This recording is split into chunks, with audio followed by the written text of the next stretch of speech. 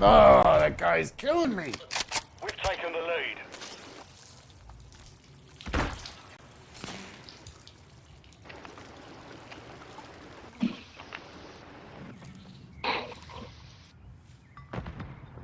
Lost the lead.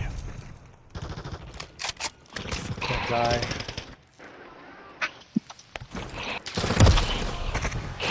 It's 82 to 83 them. Vaughn camping up there.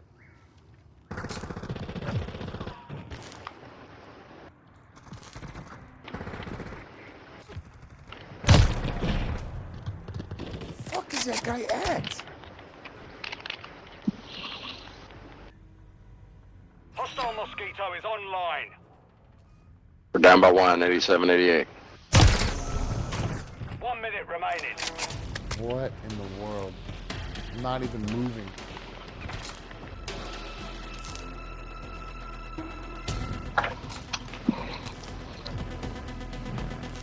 Hey.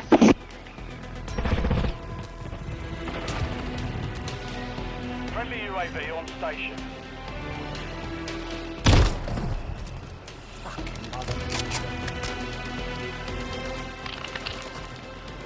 30 seconds remain.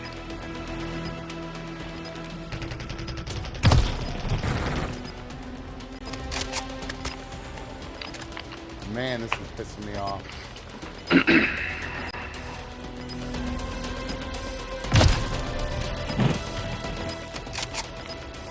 10 seconds remaining. Oh my god. Nice. Damn. Yeah! Mission failed. Return to base. I blame myself for that one, guys. That was terrible.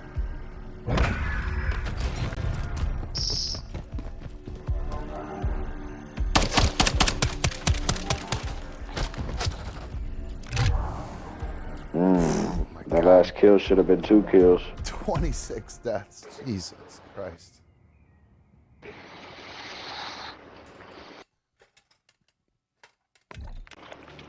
Between game action.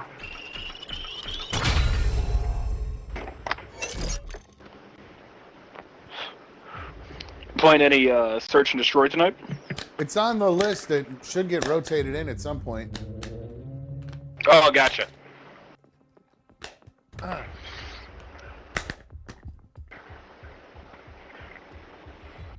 You know, I get the weed's like dispensary weed, right? Like, I don't understand why they make these things so fucking hard to open if it's supposed to be medicine for people with arthritis.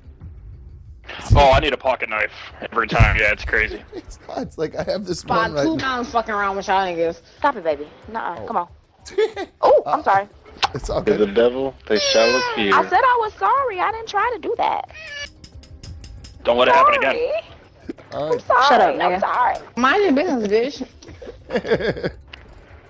All of Talk to my your weak motherfucking ass friends. friends. Look ass friends. All of y'all converse with each All other. of my Slap little motherfucking dick bitches. Yo, with tips. my 24/7.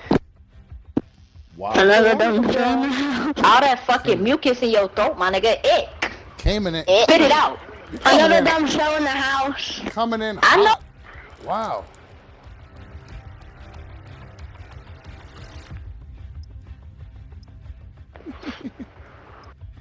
Let's poop on him. We're gonna poop on him.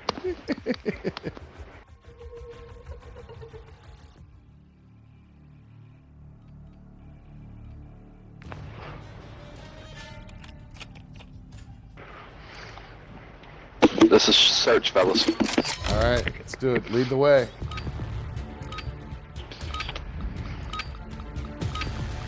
Hardcore. Search and destroy. Plant a charge on the target and level it. Whoa. Oh, I forgot. I gotta slow down. Can't be running all crazy in here.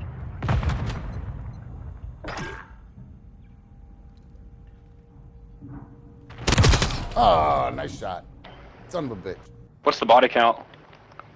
3, 4 Enemy them. proximity mine here.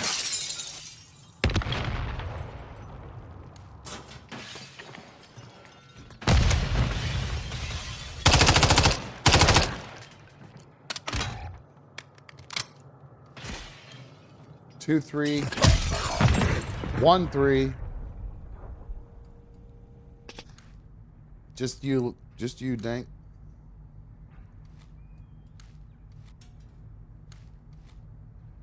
One of them's got a push, right? Minute remaining. Yeah, there's one in the little white Burger room next Town. to the escalators.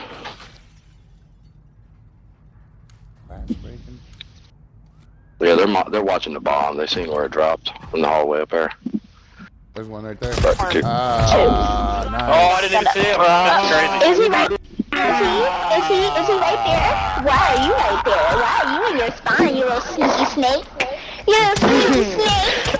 You little sneaky snake. Got the neck for a monkhead. I like this. I like these guys. They're entertaining. They're entertaining. I like An it. enemy squad. Oh shit! Forgot we're right back at it. Whoa.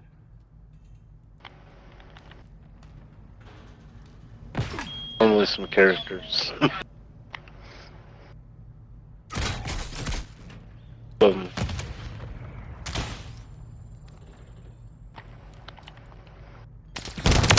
Gotcha. Yes. Oh, he flashed.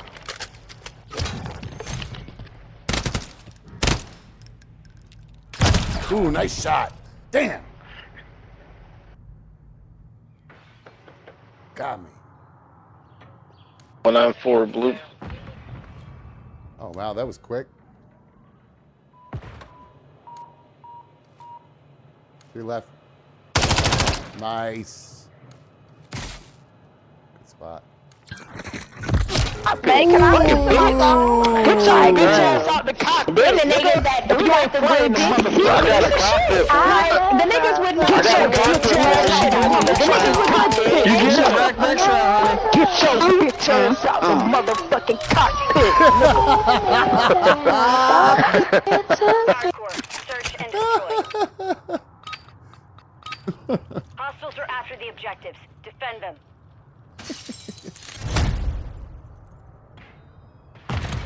Hostile UAV in the area. UAV already?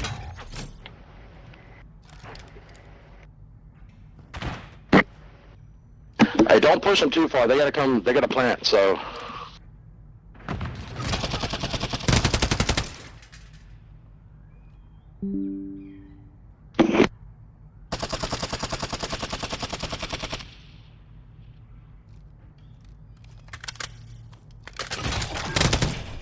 Got him. Nice. Gosh, god damn.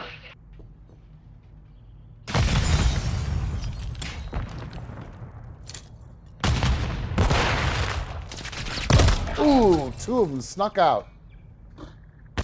Fucker. 1 on 5. Man. Final minute.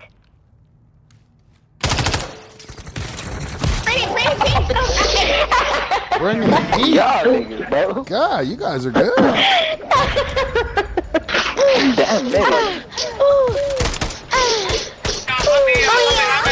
Look, that was his head. See my bullet go over his head? Search and destroy. Don't let the enemy level the objective. God Keep it damn. secure. This has been brutal. Enemy UAV active.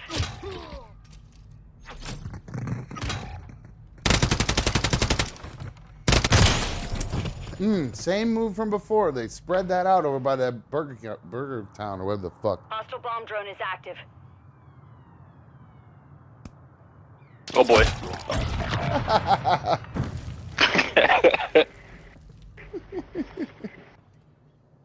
Don't hide in the cockpit. You're gonna get made fun Planted of. at Bravo. Oh, Elk.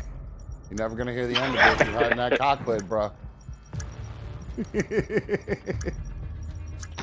Oh, here we go.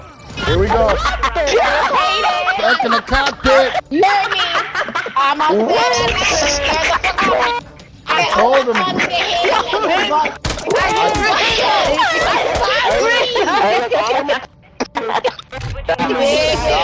All I saw was a nigga outside. Hardcore. Search and destroy.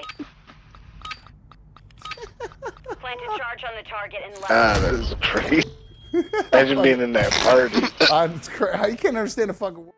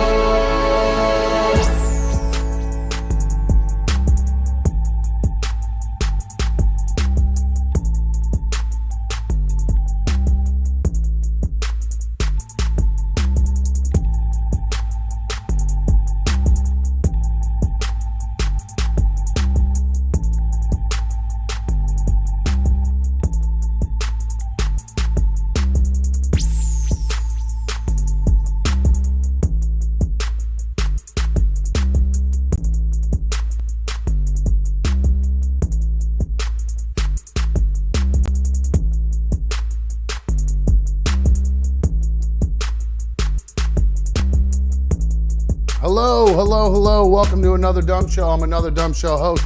Thank you for joining me on issue number one. Well, hold on. The lights went crazy. They're going crazy in here.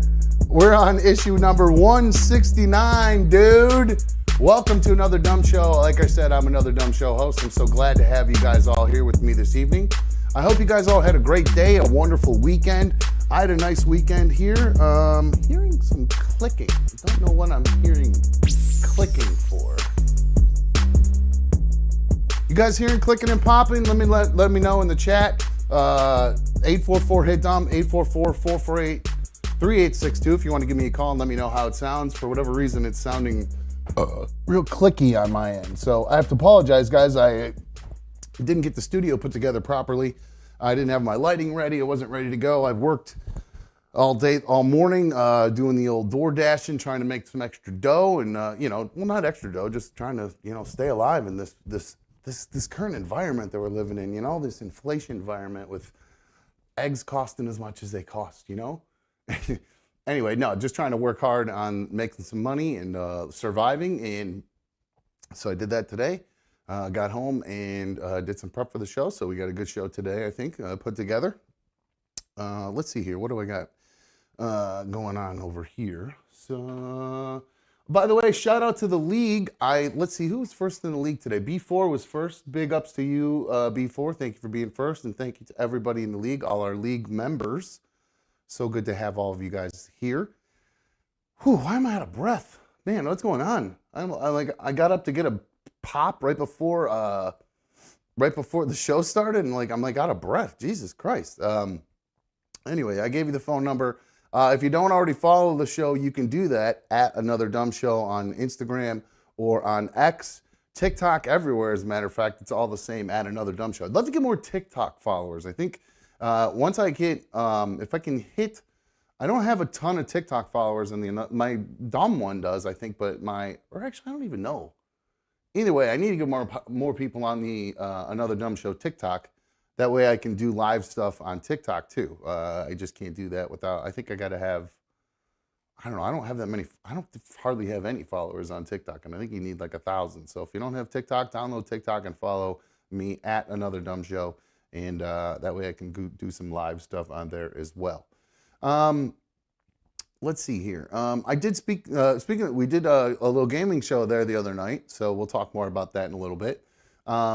I do have a couple emails that I got here. I got 2 emails. Tyler T, I believe, he just said he used one of his messages there. You get messages when you're a member. You get to do little highlight messages. He said, "Welcome to the Super League of Dummy members." So that was from Tyler T. Thank you very much. Tyler T, catching up with Another Dumb Show, I think, this weekend. Let's see. Tyler says, "Yo, Dumb, I don't know if you saw, but at 12 p.m. Eastern on Monday, that's today. I don't know if I'm going to make it at this point because I may have already missed it, but there's a huge deal that Tyler's wanted to tell me about that went on sale at noon today, and I don't know if it's already sold out by now, but if not, you got to go. I'm pissed I don't have extra cash right now to get this because I really want to get it. Because Applebee's has a date night pass that's going on sale for $200. It gets you $30 a week of food from Applebee's. So that's like $1,560 worth of Applebee's food if you go weekly and use the full $30. You said that's a crazy deal, and I'm definitely going to try to get one. And if you have an Applebee's near you, it's definitely worth the $200. There's an Applebee's right around the corner from me. And I'm like, I don't love Applebee's, but I don't hate Applebee's either. You know what I'm saying? I love that they got that mac and cheese where they put those chicken strips on it and then they pour this weird honey barbecue sauce all over the mac and cheese. Holy shit, that shit is good. And those chicken wonton tacos. Oh, it's good stuff. I could eat $30 worth of that every week. So I'm kind of pissed off I don't have that extra cash right now to get this.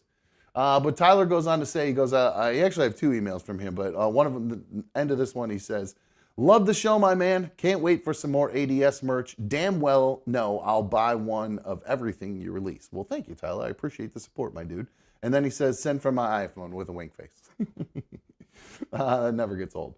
Tyler sent another email too. He's looking out for my pocketbook. I like Tyler's style here. He knows Dumb's on a tight budget these days, So he's trying to save me some dough. And he said F1 23 is now free if you have Game Pass on Xbox. Excuse me. He says, I believe this is a game you play and stream sometimes. It might be worth mentioning for your fans that use Xbox. I know Mikey has an Xbox. I said, I'm sure you'll be talking F1 when it starts March 2nd, right? He said, I'm about to download this and try it out. Sent from my iPhone again. So, yes, I don't have an Xbox, but I do know my main man, Mikey, does have it. And speaking of him, he is here, everybody. What is up, my dude? How are you, bro? What's up, everybody? How you doing, man? Good to see you, dude. What's going on? Good. Just chilling, man. Chilling like a villain? Yeah, trying to get everything all back on track, you know what I'm saying? And get my mental spot right. Right on. I hear you, man. Did you hear what I was saying about the Xbox and the F123? You could you should download that for free, dude.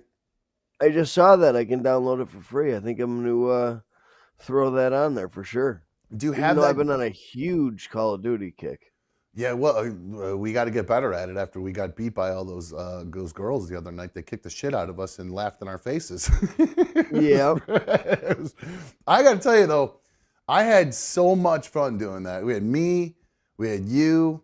Let's see, it was Pat Wooey was there. I wrote it down because I couldn't remember when. Pat Wooey, Dankus Cow, and then Spidey was there. And I don't remember who Spidey is. Is Spidey's in the chat? Or if that's just somebody who jumped on with us? I actually don't remember, to tell you the truth. I don't remember either. I just remember that it was the only one without the ADS clan tag. I think he was by the end, he either did or was trying to get it put together. I can't remember, but we did some pretty terrible gaming. And then we did some okay gaming. I think if we, start to play more frequently together, we'll start to get better because we can work as a team instead of just constantly. Oh yeah, the communication stuff will get a lot better. I mean, you can tell just by us playing the last couple of weeks that we've been playing and communicating on the mics, it's gotten a lot better. And you could tell who like Pat Wooey and Dankus Cow are really good. I'd say Spidey's like in the middle, and then you and I bring up the rear. I'm probably down at the bottom. I'd say maybe I don't know. So you and I kind of go back and forth. It's just like the fantasy football league. We just like bringing up the rear. Just coming in, just talking all sorts of shit, and then coming in dead last. So. Yeah, we did. I'm good, but if it went that way, like in order of who's the best shit talker, I would for sure be number one. You do talk the most shit. I don't know if it's necessarily the best, but it's definitely the most. So I guess that would count as the best because I don't feel like I'm good enough to talk shit. So I just kind of actually enjoy kind of lurking in that sense. And those girls, those black girls that beat the shit out of us were so fucking funny. Like. Mm-hmm. I've never been called the N-word or heard the N-word so many times in such a short period of time. I mean, it was like listening to a gangster rap song, like just having a conversation with them. So they were dogging us out and laughing at us, but they're definitely dogging us out. Deservedly so, though. We were playing horribly. I was playing horribly. But it was semi-friendly a little bit too. Like it was good natured. Yeah, they were just laughing at us. Yeah, it was fun. So I enjoyed that, and I kind of enjoy. I think that's a good move from now on. We'll keep the lobby chat on because it does seem to work a little bit better. Having all that going because I like it with all the interaction with the other people and all that stuff. I've slowly but surely started to unmute it a little bit because I really can't handle some stuff. Like it just it 0 to 100 just. See, I go into it just knowing that like there are just people who are better than me and they're going to make fun of me and just go in there and have fun and kind of almost win them over with my charm and my laughing. Oh, I'd almost kind of prefer that. I'm talking about other pet peeves, like the people that have their mic on and they have music playing in the background. Yeah, or they're screaming, yelling, talking to somebody 2 rooms over, shit like that. Like that's the pet peeve stuff that bothers me. Yeah, see, I don't care if they're popping off and anything like that. That don't bother me. Blue had his kid with him, which that would have like driven me crazy if it wasn't his kid. You know what I mean? Like it was cool because it was Blue's kid, so I was all about it. Like it was fun, and his kid was like, ADS, love you, and like that was super cute. So I was all for it. I was like, let that kid say whatever they want. So Very good time the other night. So that's just a little taste. Those of you who aren't members and you're watching, that's a little bit of a taste of one of our members only shows where we do some gaming. So I thought I'd give you guys an idea what that's like. You can hear us getting made fun of there. And I don't know if it was during this clip. I actually didn't listen to the whole thing. I don't remember if it came up, but sometimes stuff comes up while we're doing the gaming show, and we'll kind of talk about it a little bit. But I didn't really know much about the situation as it was happening. But there was breaking news while we were doing it that the Pawn Stars guy, Rick Harrison, his son, Adam, had died of what they believe is a fentanyl overdose at this point now. Yeah. Which is a really shitty, sad story. But the thing that I found kind of weird about it, and his dad actually ended up, here's the post his dad put up, a little tribute post here. So here, I'll show you that, guys. Here's his dad there. He's saying, oh, whoops, we got Mikey back, so we can do both. His dad there, you see up in the top, it says, you will always be in my heart. I love you, Adam. Then a broken heart, and just a picture of the two of them out to eat. So I can't imagine how upset he must be. That's got to be, you don't want to outlive your kid. That's what they always say. I couldn't imagine that. It was in the moment. My brain didn't go to that. I was obviously thinking about the fentanyl and all that shit connected to it, because you guys know how much I love that. But but what he brought up today, this Rick Harrison guy, he brought it up saying that, what is his quote that he said here? He blamed it on the border crisis. That's what he said is the. He said. I mean, it's a contributing factor, but to lump it all into that and try to make it political when your son's not even. That's kind of what I didn't like about it. Not settled yet. Like here's his quote. He says, "The fentanyl crisis in this country must be taken more seriously. It seems it is just flowing over the borders and nothing is being done about it. We must do better." I got to agree with you on that one, Mikey. That's a time and a place kind of situation, and certainly not the time, not the place. Like mourn your child and talk more about the opioid epidemic and what you can do to help, not be part of the problem. You know what I'm saying? Like you have a platform where you can talk about it and right, possibly use this for some type of silver lining is good. I mean, obviously not right now or anything like that, but right. I think doing the post, because he's a public figure, so people do, public figures do things differently. Some turn in and don't say anything and want to be alone, and other ones will post stuff because this is what they know and it's what they do. He built his business on the back of drug addicts, junkies, scrappers, and thieves. With the Pawn Stars, I guess that's people who usually go to pawn shops. I've seen that show, but I've never really watched it. I've clips and maybe an episode here or there. It's like a modern day Antiques Roadshow. You get to see some pretty cool shit that people bring in, especially if you like pop culture stuff, sports memorabilia, old weapons, cars. I mean, anything and everything. And I imagine the more popular that show got, the cooler the stuff was that they were having brought in. Like people would actually try to bring in some cool stuff. Like an original Batmobile and stuff like that. It was really cool. That's pretty cool. Right on. Oh, I like that then. But sad for him. But so you kind of said, Mikey, a little bit about using kind of the public situation to kind of give, a little bit of advocacy. Are you comfortable talking a little bit about what you've been going through, what you're still going through? Where are you at with that? Oh, no. I mean, everything that's going on right now in my life is just pretty much the mental health stuff.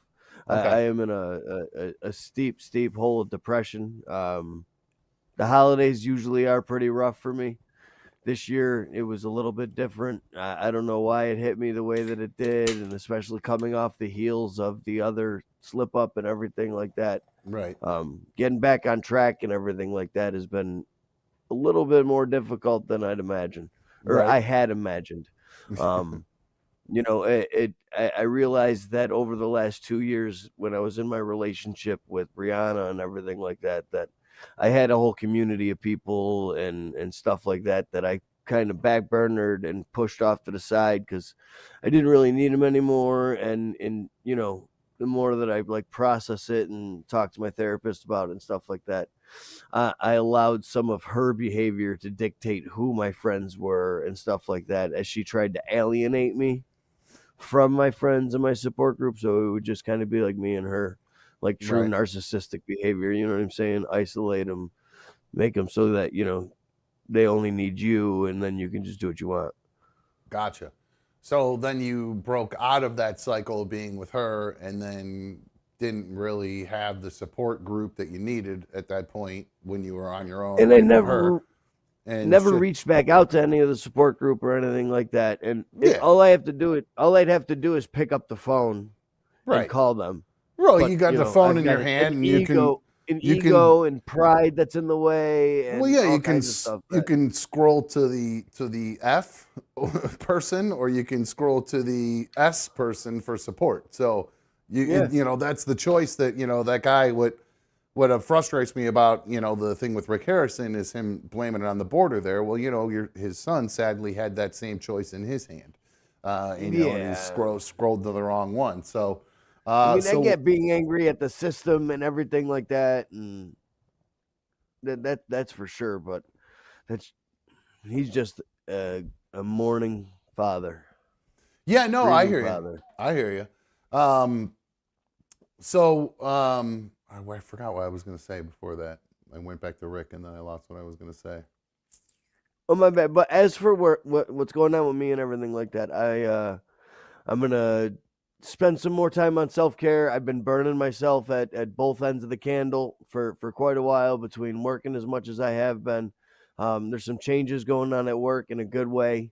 And I just need to focus on not letting myself get burnt out and look other ways for things and look for impulsive decisions. And so there's been, I'm back to therapy every week.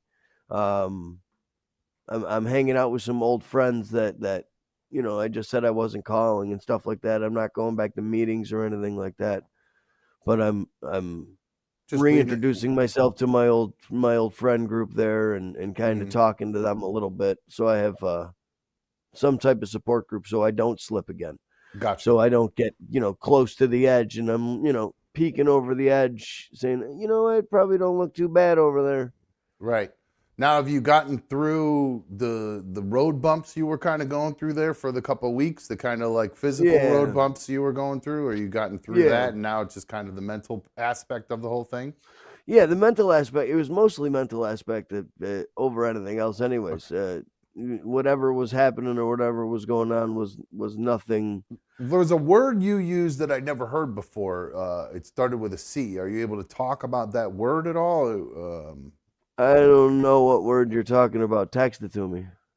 I closed my. Don't worry about it. Then I'm not really sure what. Rhymes with ripping. Starts with a C. Yeah, I never ever heard it before. I don't even know what word you're talking about. Oh, okay. Essentially, what you were saying was you weren't doing yourself any favors. Trying to get through what you were going through. Oh. Yeah, that's just maintenance. Maintenance. So so can I say the word to explain chipping. it a little? Chipping. Okay, so Chipping. the way you described it to me was you had your slip up. Getting over the slip up physically was harder than you were, thought. And in order to kind of wean yourself off of it, you were doing what's called chipping, which is a very small dose of it to enable yourself to not get sick, but you're not getting high, basically, right? Yep. Is it okay? So that's what I did. I've maintained my way all the way down to 0. I went through my hurt. Nice. And yes. All right. Okay. No, dude. No. Hey, that's bro. Not that's a thing. If we're back to phone call.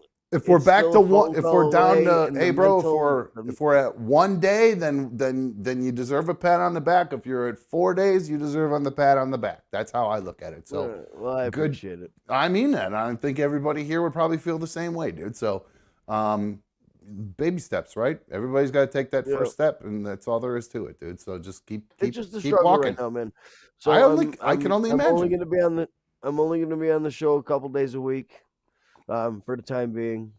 That's why I just wanted to talk about it and get it over with. That way, people, because people speculate. You can kind of explain what happened real quick, They all, and then they all knew what was up, and it is what it is. Yeah, they it's all one had their thing. assumptions. It's one thing to have assumptions and speculate, but it's another thing to kind of explain a little bit more of the reality of the situation versus. Yeah, but see, given the stigma and everything like that, I wasn't even really going to talk about it, just for the fact that it's just all that other people hear is excuses, excuses, excuses. And then it still comes with the speculation of anytime I'm tired or whatever, he's still using. I'm sure, I don't think because I look that's. so tired and everything right now. There's a bunch of people that think that I'm using and No, bullshitting. I wouldn't. It's just part of the stigma that comes with it.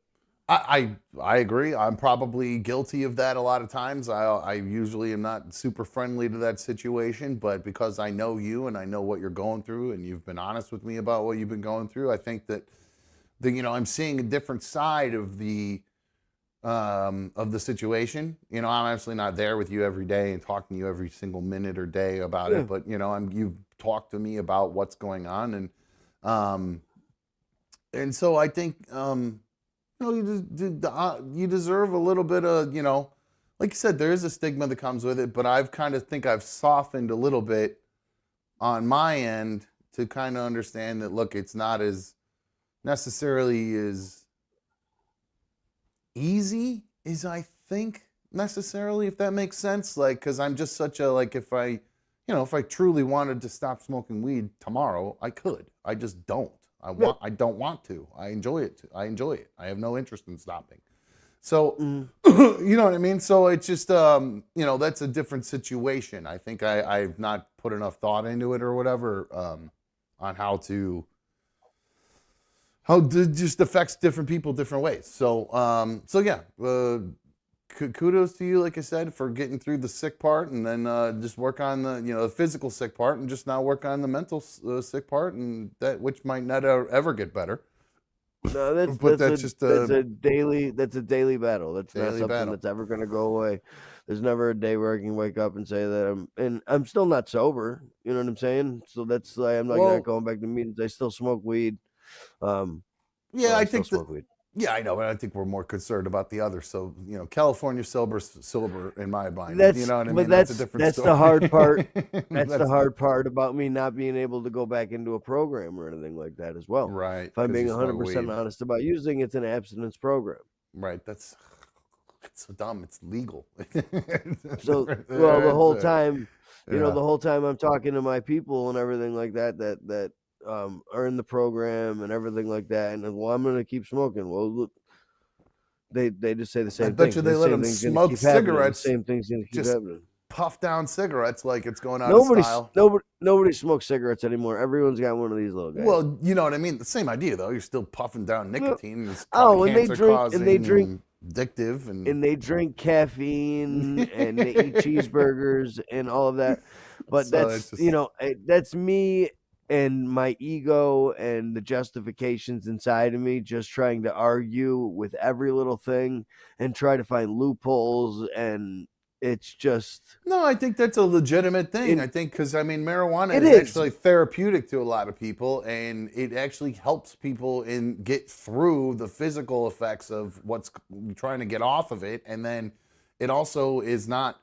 it's just like if you're going to let them smoke nicotine, you might as well let them smoke marijuana. If you're going to let them eat bad food, absolutely. You should let it. It's the same idea. I agree with everything you're saying. I really do. Yeah. But where the difference here is, if it's medication prescribed by a doctor for thyroid disease, diabetes, whatever it may be, it's prescribed by a doctor, and it's widely used. What about weed doctor? Does that not count?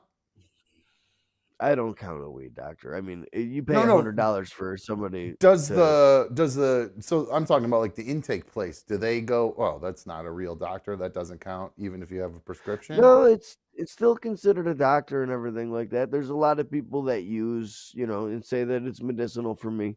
But what it boils down to, well, there you go. There's the loophole. Yeah, exactly. But is me using drugs and alcohol is not the problem. It's a symptom of my problem. So my problem is a me problem where I think the world revolves around me and I know what's best for me when I'm driving the bus and I'm making my own decisions. So like, I read on the back of a Tylenol bottle, it says take 2 and I'll feel better. Well, I know better. I'll take 6. It's little things like that. It's in my behaviors and my actions. It's not. I think that's an emotional maturity drugs thing, and stuff because like that. it really is. I think it's an emotional maturity thing too, because I think that's as you get older, for me, that's my disease. Right. Well, it's not. It doesn't just go to the Tylenol thing, because now I'll be like, because I'm already thinking, well, you know what I really need to do to get through this again is I need to get on the other side of this mentally. I need to get through the rest of winter, and then I need to start microdosing again. That'll be the solution to it all. But it's definitely not the solution to it all. I'm always looking for a solution or the quick fix. You know what I'm saying? Right. Well, you're obsessive and compulsive, and stuff like that. You need something to. I think you'd have ADHD, dude. I think you need to be on. I definitely Adderall. do. I think you need to be on Adderall, to tell you the truth. That's real. I mean, which you can't be because the addiction of it, but because it says take 2 and you'll take 4. Dude, I would take Adderall. Dude, I would take Adderall and go to sleep. Well, it just because it's what it's working, man. It calms me down. Yeah, it literally it focuses me in and it quiets everything. I don't doubt for a second that I got ADHD. Yeah. And there are solutions out there that aren't habit forming, and I can go through the testing for it and I can do it. Okay. But I just haven't done it. Well, might as well. Drag my feet. I might as well, dude. What better time than now? You're young, got your whole life ahead of you. You got plenty of time to get this shit straightened out. So I'm so close to 40. Don't even talk to me, dude. I'm gonna be 46 in 1 week from today. So don't even. Are you really gonna be 46? Yeah. Dude, I always thought you still look like. Dude, I always thought you were like 5 years older than me, 6 years older than me. No, I'm old as fuck. I thought you was like 42. I feel like closer to 50 than 40. You're not old, bro. You got your whole life ahead of you. All right. I guess it's just the hairline's moving You're back. young at heart, bro. Getting gray. That is true. I spent this weekend. So we gamed Friday night, and then I had an event on Saturday. How'd the event go? What was the event for? You said, I can't remember what you even said the event was for. It was a holiday party for an emergency room department for one of the local hospitals around here. And I didn't realize it until actually, I worked at it was at the same venue I worked at 2 weeks ago. So when I was kind of BSing with the lady there 2 weeks ago, I said, hey, I'm going to be here in a couple weeks, by the way. And she goes, really? You're going to be DJing that event? And I go, why? Yeah, why? What's so weird? She goes, there's 30 people. And I go, what? She goes, there's only 30 people at that event. So I was scheduled from 5 p.m. to 11 this past Saturday. From 5 to 7, from 5 to 6, there were 2 people. Then from 6 to 7, we got up to, I don't know, maybe 8, and everybody's just sitting around a table. It was a cash bar. So it was a slow roll to get this thing going. So it's a really slow roll. Oh, dude. And then I think everybody finally got there by about, I don't know, it was probably maybe 8:30. Finally, we had everyone there, and they finally were all drunk enough all to actually. 30 people? Yeah, and they finally were drunk enough. Oh, they drank, though. They used the cash bar. They used the cash bar and actually drank. Oh, yep. You said emergency department at a hospital or something? Oh, yeah, so they get down. Yeah, they're all drunks. Once they started getting going, I noticed they were going back to the bar much more frequently, and then they were dancing and having a good time. They had a dude out there. They had a couple dudes out there. I had a dude and his wife who were like Bob and Jill, give you guys some props. Hello, what's going on? If you're watching, they were super dumb fans, which was very cool. I had one of the coolest things any fan I've ever met say to me. Jill said it was like meeting Taylor Swift, which made me laugh out loud because I was like, well, she's very talented, so not even comparable. And then Bob said this would be like, he goes, you know, you said it would be cool to meet a pro football player. I was like, yeah. He goes, this is kind of the same thing for me. So that was kind of cool, the two of them giving me some props. It made me feel real good. And then they were out there dancing all drunk. Jill's was, I think Jill offered to take her top off if I'd play more Taylor Swift for her. So they were letting loose the ER department for sure. So Dope. let me peek in here, see what the chat's saying before I move on to the rest of my Saturday here. Yeah, there was something in here. I see that Falcor isn't happy, or not isn't happy, but she's expressing the opinion about giving me a pass on my past and everything Who said that's this? going on. What did I miss? Falcor. What did she say? I'm Talking about the stigma that you may have when it comes to opiate addicts and junkies and stuff like that, and then there's a different standard when it comes to me, and she thinks it's hypocritical. But I was just about to say, I think what we're seeing right now is somebody that, and not trying to like speak for you or anything Go like ahead. that, but Yeah. somebody that's never really had somebody really close to them in their life that's going through something like this, or they can see them going through it. No. And it really, I came if in. you've never seen it and you've never been around it, then you would have such a jaded opinion of it and always think that it's just as simple as me making a decision every day. Like, I want to be better today, but you know what? I'm going to fuck it up. Like, it's not like, No, I'm just less being of that. No, I understand exactly what you're saying. You're on the right track, though. It is because, you know, like I said, it always, when I grew up, I always talked about partying and using drugs, not abusing them. There was a big difference. And then there was a line you never crossed, which was needles, and then opiates. Those were the lines that we always said, all right, that's when you start getting into like you're abusing and you're a druggie. And that was like, as opposed to just a partier. You know what I mean? And that's kind of how I used to look at it. And that was, again, that's a loophole for me to like judge, which is not true. I was partying. I was a druggie. I was doing coke and I was smoking crack in the kitchen twice with some guy that came over because we ran out of coke. And so, trust me, I used to do the same thing, just on a different level. I just wasn't addicted because I didn't have enough money to go buy more that much blow. Yeah, and you know, it's not even that. Like, you just you weren't built with that. Like, when the money ran out, the money ran out. It wasn't rob, beg, and steal and anything necessary. Like, it didn't. I mean, it didn't grab you like that though. Like, I mean, shit, not to that bad. No, I mean, there were the first time I did coke, I ended up robbing my parents blind and signing up for a bunch of credit cards because they share the same name as my father.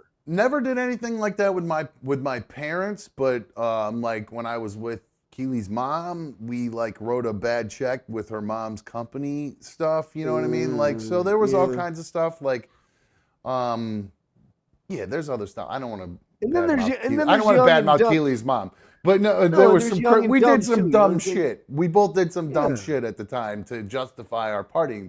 But so going back to what Falcor said and me being hypocritical. And what you said about how this is really the first kind of personal connection I have. So people are going to go, well, didn't you? I think it changes the way you look. I think it rather than having it this way, now you're seeing more of the outsiders. Outsiders are going to hear this and go, what is Dumb talking about? He worked on the old show on RMG with Nads and everything. I didn't really work directly with Nads while any of that was going on. I was gone at that point. Yeah. I was getting phone calls to come in while he was sick, out with whatever he was dealing with. Like, if, you know, whatever the bad leg day or whatever that kind of stuff was. Like, that was, you know, then I'd get a phone call like, hey, you got anything going on tomorrow or next week? Because we're not sure what's going on. So that was kind of the only, you know, there's some little behind the scenes for you, I guess. It doesn't take a rocket scientist to figure that out. But that kind of stuff right there. That was about the most personally connected I was, is watching, then coming in at the back end after he left, and with the jumping off the building and all the horrible stuff that he went through before the ultimate demise, the sad end. So my personal connection to him wasn't probably as close as the one you and I have. If that sounds weird, like I was friends with Nads, but I wasn't. Get that. Like, that wasn't one of your boys. Like, me and you have been boys for 10 plus years. We've hung out a bunch. We've stayed in contact for 10 years. And I'll be honest with you, I think you and I have probably hung out together more times than I have hung out with Nads. Honest to God. I mean, I know that sounds weird, but you and I, when we would go to Rochester, we would, even when I was done with the show, you and I would still hang. Like, it was just, I think that's the difference there. And yeah, you're right. This is my real first kind of personal connection with it, where I have a dog in the fight more so than in the past. And not that I didn't care about Nads, I certainly cared about him, but I wasn't. Like, this isn't like, well, maybe it's because now this is maybe my second really appearance with it, and I don't want to have what I saw happen the first time happen this time. And this isn't the first time I'm experiencing it from my end as well. Like, my brother, pretty much the dude Paisan that I've been watching football with for 13 years. That's really like my brother. Like, when I first met him in the first 5 years we were hanging out, like, junkies are such pieces of shit. If I ever find out somebody's a junkie, they're cut off for the rest of my life. They're never gonna get fixed. Anything like that. Like, and that was his hard stance in the sand. Yeah, that's harder than I was. I just was like, whatever. I just don't. Yeah, no, like he's a black and white type of guy. Like, there's no coming back. And as he's gotten older, and this, I was the first person that he really experienced what he was going through, and I actually talked to him about what it's like and tried to explain it to him.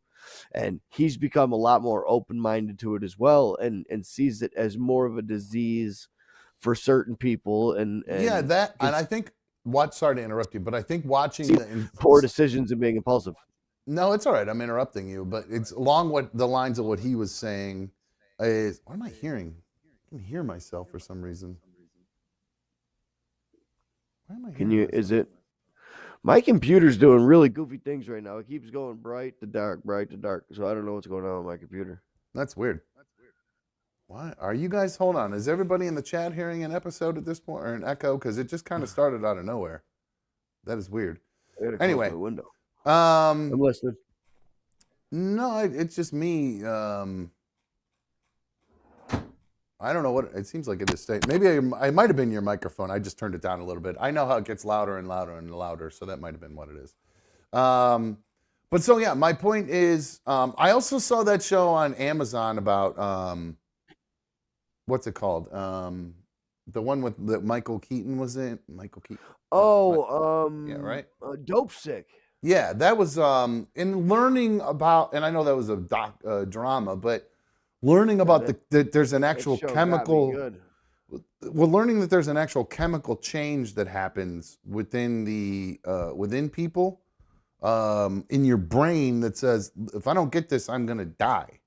That really, I never knew that was a thing, that it changes your brain chemistry to where it's just different after you've started down that path. You're not thinking the same way anymore. Like, versus me, where I can say, yeah, I can just stop tomorrow.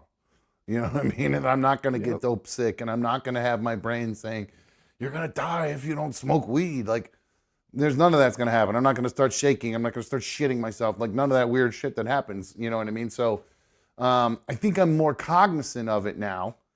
And I feel like, so going back to what Falcor says, I know I said I didn't want to talk about this very long, but at least, based on her comment, here she says, it's more about dumb than it is Mikey. We all know what it is with Mikey, but dumb is hypocritical as fuck. Hold Mikey to the same standard, or hold headlines to the Mikey standard. I don't think I understand. That's the comment that I wanted. That's the comment that I was trying to get to. What headlines? You talking about okay, Matthew Perry, I bet is what she's talking about. Matthew Perry. We just talked about it with the dude's son. Anytime there's like a drug addict or something like that. Yeah, right. I mean, I don't know. What does she want me to do? Bitch you out? You know, I mean, there's no. Cut me off. And Well, no, I wouldn't have. That's silly. I mean, that would. I don't feel like that would be. That doesn't make any sense to me. I mess. I guess I'm a little confused by that because I know you directly, and I'm also. I don't think I'm hypocritical about it. I did just call you out about it a little bit and just give you an opportunity to explain yourself a little bit. I'm not sure, what am I supposed to say? I don't believe you. You know what I mean? Like, I just take you at face value when you're saying it. You're also not being heralded in the news as this like great guy. There's no tributes being done to you. There's no outpouring of support. So that's what I was talking about with Matthew Perry, is that there were two sides to that coin, and they chose to really. He was full of shit the whole time, and they have not turned the headline around. I think that's what you're missing there, Falcor. Is I'm not picking on Matthew Perry necessarily. Right. I'm picking on the media. I'm picking on the media for the way that they are. Mikey's getting. Oh, you good? No, I have to. Here, I'm gonna. I have to turn my laptop off and plug it in because this fucking battery warning that keeps popping up every 3 seconds is pissing me off. Okay, go do what you got to do. So we'll wrap that up in anyway, and I'm going to talk about Megan Thee Stallion for a sec anyway. So reboot, and you'll be good to go. So, and Crystal says, Dumb, it's because Mikey is your friend. Nobody wants to bash somebody who's already down. So, yeah, no, I'm not trying to. You know, that's why somebody said you're going to kick a guy after he's down, going back to Matthew Perry. No, I think that got really misconstrued, and maybe I didn't explain that properly. I didn't like the way the media was so, is this the greatest guy ever? Is this genius and all this? And then after the fact, when they found out that he was, in fact, not sober and he'd been lying the whole time, and he wrote a book about his sobriety journey and was high the whole time he wrote it, and then allegedly was having girls on Raya bring him drugs. You know, I didn't see anybody on like NBC talking about that, but they were doing big tributes to Matthew Perry on NBC and things like that. And I believe they even did a little tribute to him, which is understandable at the Emmys. They just did a little tribute. I thought they did a lone tribute to him, which I was going to talk about that. But B1 clarified to me that is not what happened, that they did. He was just part of the people who entertainers who had passed away throughout the year. So, so I think, Falcor, I appreciate your comment, by the way. I'm not trying to be a dick if you think I am at all, but I do appreciate you if you're calling me out. And anytime people want to call me out, I'm happy to conversate with you about it. So 844-HIT-DUMP, 844-448-3862 is the number to call. Let's see here. B4 is asking, did you read the book at another dumb show? Nope. I just read what it was about, and then what he. Of course, I didn't read his book. No, it doesn't bother me. It's purporting that if you're claiming that your book is about your sobriety journey, but you're high while you're writing it, unless he's starting every page as like a diary journal saying, I'm high today. Here's my journey. I'm high than yesterday, then the next day. I didn't get high today. And then what he went through his day. And, if that was the journey, if that's what that book was, then I'm a real idiot. But I don't think that's what that book was. So, again, more about the media. Not Matthew Perry. Matthew Perry clearly had a problem. Clearly. Ended up overdosing on ketamine because he couldn't get true opioids probably anymore. He ended up, or it was a mix. I don't know. But that's just I don't like the way they celebrated him so much. And then when all these awful things, there's allegations that he was abusing women too, so allegedly. So I'm just kind of celebrating a guy who really shouldn't have been celebrated, was kind of my point, I guess, just because he was on a TV show. Like, I don't understand that. Let's see here. Speaking of TV shows, I just watched, Scott78 says, Dumb, maybe they just wanted to send him out on a good note instead of all the bad. There's a lot of bad in the world. Yeah, you're right. But sometimes it's just, I don't know. I just didn't like it. I don't know how else to explain it. I just didn't like it. I didn't like the celebration of a guy who made a lot of bad choices, ruined his own career, probably in the end, probably potentially hurt other people, allegedly. So just I just didn't like it. Just didn't like it. So something I do like is Saturday Night Live. I'm a huge fan of that show. I watched it this past on Saturday night when I got home from the event I DJ'd.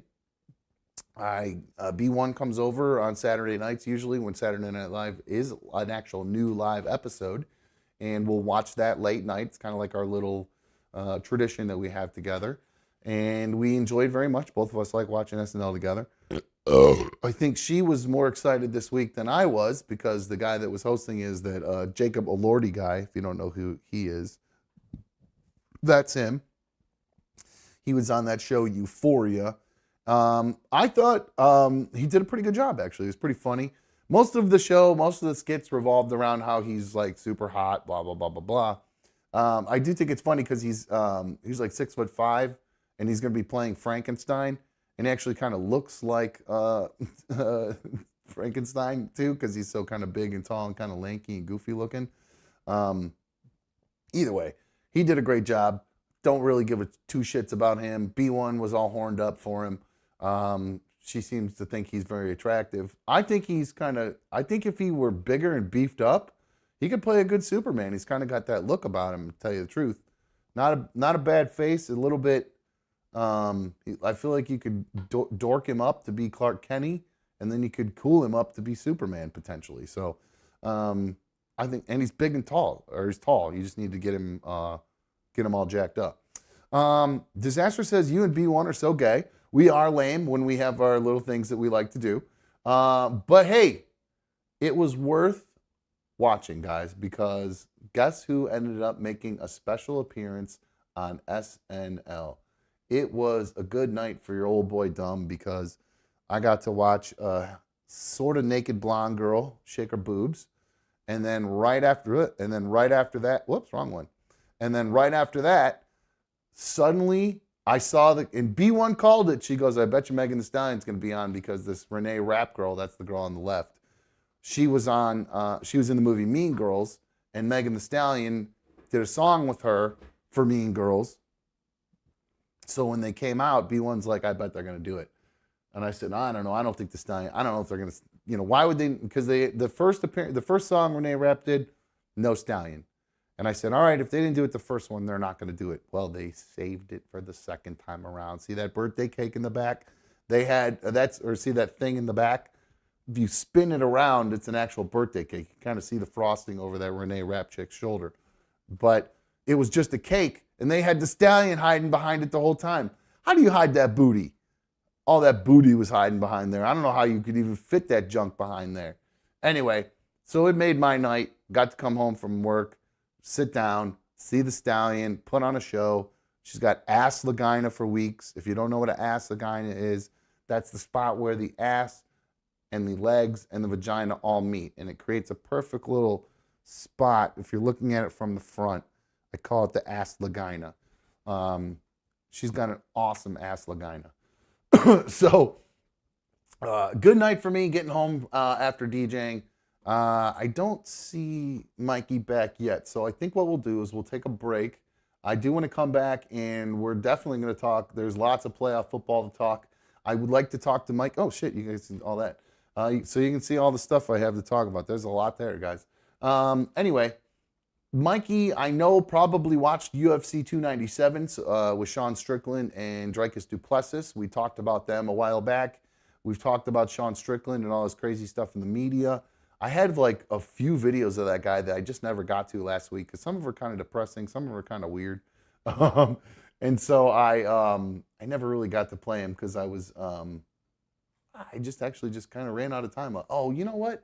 It was on the nights that my throat was hurting, so we ended up wrapping early, so I never got to it. So we'll take a quick break. When we come back from break, we'll see if Mikey's back. We'll talk UFC 297, and then we will get into a recap of the NFL playoffs over the weekend.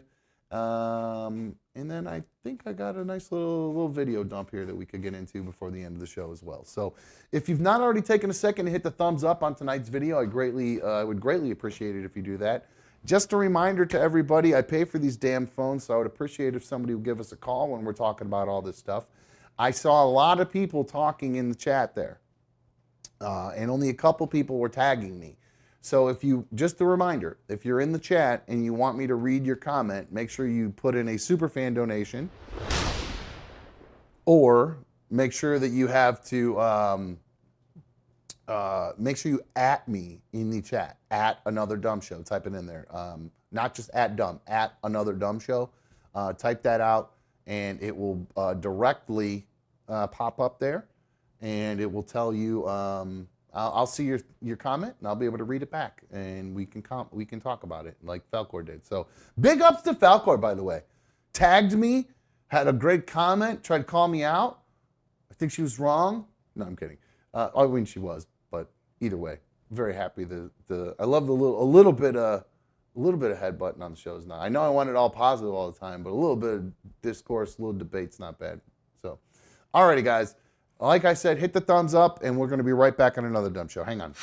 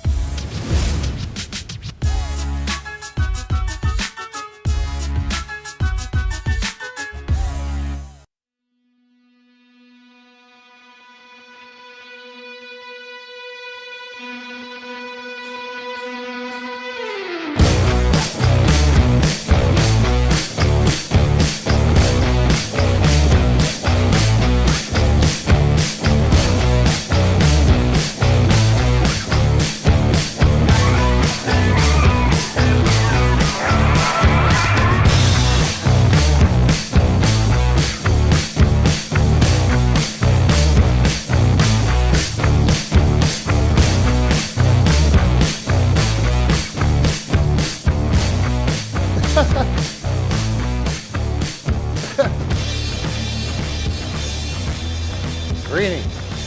Bean Arena.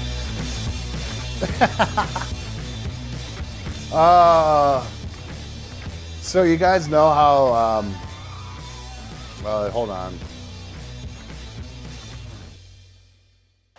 Come on, man. I gotta fix that. That's driving me crazy. I gotta fix that. I know I'm gonna say it all the time, but I always forget. So Bean Arena's over there. I don't know if you saw her there, but I'm laughing because she was asleep. And I, like somebody else we know, I need to wake. I look at Bean Arena like a child. And she sleeps with me at night. In the middle of the night, if I wake up, I'll wake her up just to make sure she's still alive. I'm such a psychopath. Just like another person we know who does that. I do the same thing just to make sure my puppy is still breathing. So shout out to Falcor one more time, by the way. Falcor does dog grooming, so put up your info in the chat there, Falcor, so everybody can see how they can go get their dog trimmed by you. I do need to get my dog trimmed up. I've been doing some home grooming with her, and it's been the bath is the easy part, but trimming her and getting her all trimmed up and the right way, that's a pain in the ass. I don't know how you manage to do that with dogs and getting it around their eyes and everything. So that's a real skill. Good for you, because it's hard to do that with those doggies. All right. I did mention before the break, if Mikey's back, I'd like to talk to him, get a little recap of UFC 297. We spent a lot of time talking about Sean Strickland and Dricus well, not Dricus as much, but a lot of time about Sean Strickland. Let's see, where's the video I have of this guy? Let me find some of these videos here. Sean Strickland. What is the one I had last week that I wanted to see? So, this is the one. Right before his fight, he did a couple of interviews, and he came out, and all the ladies will love this. Well, maybe they will. I don't know. He came out and said that he was, well, here, I'll just play the video for you. This is Sean Strickland before the, and Mikey is back, so cool. We'll bring Mikey in here in a sec. This is Sean Strickland talking about his thoughts on female MMA fighters. Cal was in here earlier. She did pick against you, but you don't have any issue sharing a card with Raquel Pennington? No, I mean, I don't give a fuck, dude. I mean, here's the thing, guys. WNBA, let's just be honest. I'm not going to be offensive when I say this. WNBA, NBA. Who watches what? Who makes more money? Women's MMA, sure, have women's MMA. Have it a fucking thing. I don't like to watch it. I don't think most people like to watch it. If the females MMA were to separate from a male MMA, no one's gonna watch this shit. No one wants to watch this shit. Just what it is, man. I don't fucking know what to tell you, dude. Fucking, it is what it is. Like, why is that a bad? Like, again, do you want to watch a fucking sports car race a fucking Honda Civic? No, you want to watch a fucking sports car. There is a vast difference between men and women. Like, you even take this weak little fucking Canadian sitting next to you. He could probably beat up fucking Raquel Pennington. Like, the fact of the matter is, like, any one of you fucks could probably beat our co-main event in a fight. And now, I'm not saying you can't sit there and fucking enjoy it, but like I don't want to go see fucking two fucking little cats fight. I want to see lions fight. So there you go. That was his. Thank you, MMA Junkie, for that. So that was that. And then he goes. Can you hear me? Yeah, I can hear you. Yeah. Does it sound good? Yeah, it sounds great actually. Yeah. So it actually looks better too. I know. Well, I'm using an iPad. My laptop, I think it just shit the bed for good. It won't accept a charge. It just went from 11 all the way down to 0. I tried multiple chargers. It won't even fire up no more. So literally looks and sounds better than your laptop and your headset did. Truly. Perfect. Then I can do this. Yeah, perfect. Yeah, don't worry about it. So, and you can see and hear everything on your end, okay? Yeah. Cool. All right. Well, we can listen to him after. Well, you heard Sean Strickland right there, not running his mouth, but offering his opinion on female MMA fighters. Very opinionated dude. Did you see his shirt? I did not see the shirt. What did the shirt say? His new merch is great. Oh my God! What does that say? A woman in every kitchen, a guy in every hand? A gun in every hand. A woman. Jesus Christ. All right. Well, that makes more sense now that would. Okay. All right. Now I understand why he went on to say all the stuff he said at the press conference. Then here is Sean Strickland at the press conference after he said all those things about female MMA fighters, and then pre-Dricus Duplessis fight. Let's go! Let's go, dog! Let's go!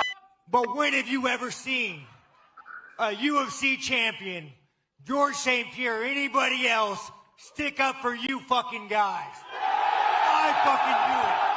I do it. I am not chasing the Chinese check mark of Nike. I don't give a about that. I care about you guys. I care about you guys being free. I care about you guys having freedom of speech. I give a fuck about you guys. And I'll tell you what, you guys are fucking awesome, and I cannot wait for me and this man to fucking go to war for you fucking guys. Let's go. All right, now that makes more sense, that clip now, if he's got his whole free speech campaign with his merch and everything. So he's riding this anti-women, pro-gun, pro-macho stance. He's really riding that out. Oh, dude, that's just who he is. The guy hasn't changed in interviews and anything since the way he's talked about anything in 7 years. No, I'm not saying he's changed. Now he just has he's got a platform and he's monetizing it. Oh yeah, he's not cashing dumb. in, absolutely. He's smart. All right, so all of that was leading up to the Dricus Duplessis fight with Sean Strickland on this past Saturday for UFC 297. You said you were going to stream it. I was going to watch it when I got home, but completely forgot because I started watching SNL. Saturday Night Live. Yeah, totally forgot about it. And also, I think you could have watched it after Saturday Night Live, dude. It ended at 2 or 1:45, 2 o'clock in the morning.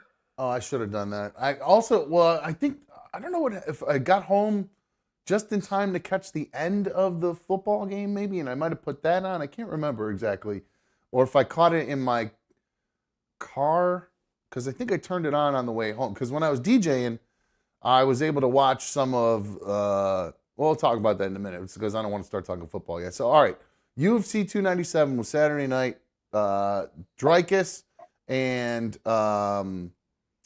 Strickland, what happened? How did it go? Because there was all kinds of shit talking. I know Strickland threatened to stab him if he talked about his childhood more time. Yeah, talked about his childhood trauma and shit like that. So how'd the fight go? The fight was actually really good. My God, those Canadian fans hate Trudeau. Where was this at, by the way? It was in Toronto? Toronto, okay. Why do they hate Trudeau? Or did they boo him or something, or what? Dude, for 3 hours, 70,000 people just chanted, "Fuck Trudeau. Fuck Trudeau." All right, so he's the Joe Biden of the MMA Toronto world. All right, that makes sense. Yeah, and shit, Joe Rogan wouldn't even go there to call the fights because he talks so much shit about Trudeau. Oh. So what? He can't even get into Canada or whatever. I mean, why couldn't he go? I don't know. He just won't call a fight card in Canada. I don't know if he's like afraid to go, if like they'll detain him and never let him go. Does he got a DUI on his? I wonder if he has a DUI. Don't they say you're not allowed to go to Canada if you have a Dewey? You can fly into it. You can't. You just can't drive over. Oh, that's such a weird rule. Anyway, They don't want you driving in their country. are you not allowed to rent a car then if you've had a DUI? I have no idea. You probably not. I'm guessing if you got a DWI on your record. That makes sense. Okay. Well, I guess I can't argue with that. But All right, anyways, any good walkouts? Any good fun stuff like any good pre-fights? Any good? I love the walk-ins, like the any early card like good fights on any of the early cards. Anybody up and comers we should be looking out for? Anything like that? It was such a snooze of a fucking card, man. And my cousin came over to watch it, so I was like, you know what? I'm not even gonna stream it. I'm gonna buy it, dude. I was like, this Sean Strickland fight's gonna be great, dude. Fucking ridiculous, dude. Everything beforehand shitty. All the undercards were crappy leading up to the main fight. That like he was not kidding. That co-main event, that scrawny reporter, whoever he was talking to, probably could have beat up both women. Oh, so they were the women's 5 fight was rounds terrible. is horrible. Bad. What do you mean horrible? Just bad MMA work, or? Dude, it's just not the same without the stars like Ronda Rousey and Misha Tate and these savages that used to throw bombs and Holly Holm. These girls just don't. I mean, unless it's Amanda Nunes, who could probably beat up some of the guys in the UFC. Okay. Are they getting attractive women? Like, are they trying to get women that are more attractive, you think, and less good at fighting, or are they? No, it's not nothing to do with being attractive. I just think that the pool of women, it used to be a smaller pool. Me and my cousin were talking about it. UFC used to be like all their pay-per-views and everything like that. All 5 fights used to be like top notch, like all top 5 fights, top 10 fights.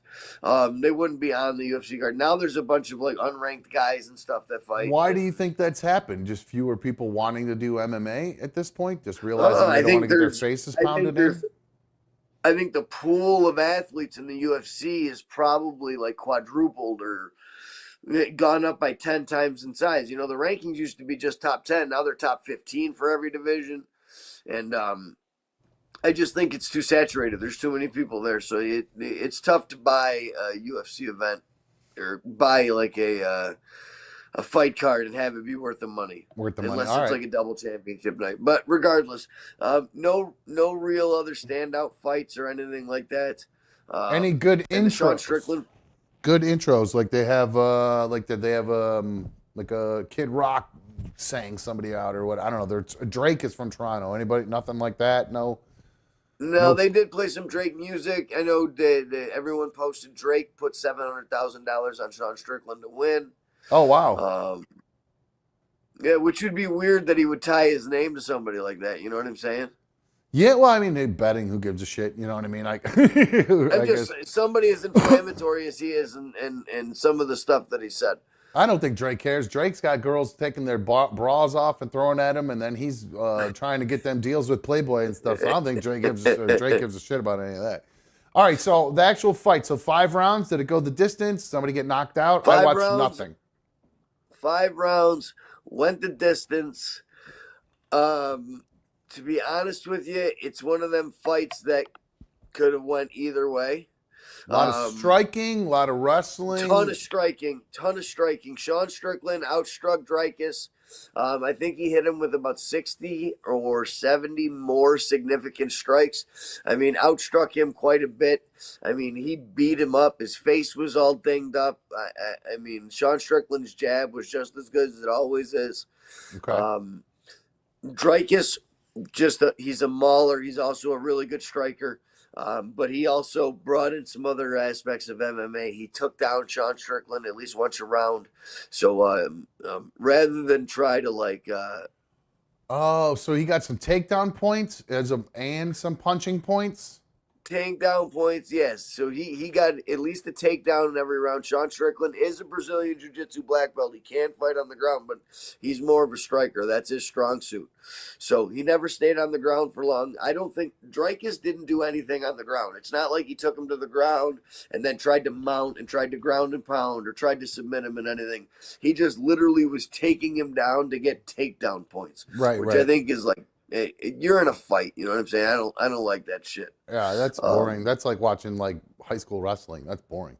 I don't mind if they're doing work on the bottom. If they're wrestling and actually like doing jujitsu fighting and going for submissions and trying to ground and pound and beat each other up, I'm cool with it. But just like a takedown to be a takedown, I wasn't a fan of it. But in my opinion, I thought that Sean Strickland definitely had done enough by the end of that fight, and it ended up being a split or a split decision, and Dreykus was the new champ. Oh wow, really? Yeah, Dreykus was the new champ. After all that shit talking from Strickland, after all that mouth running, he ended up losing.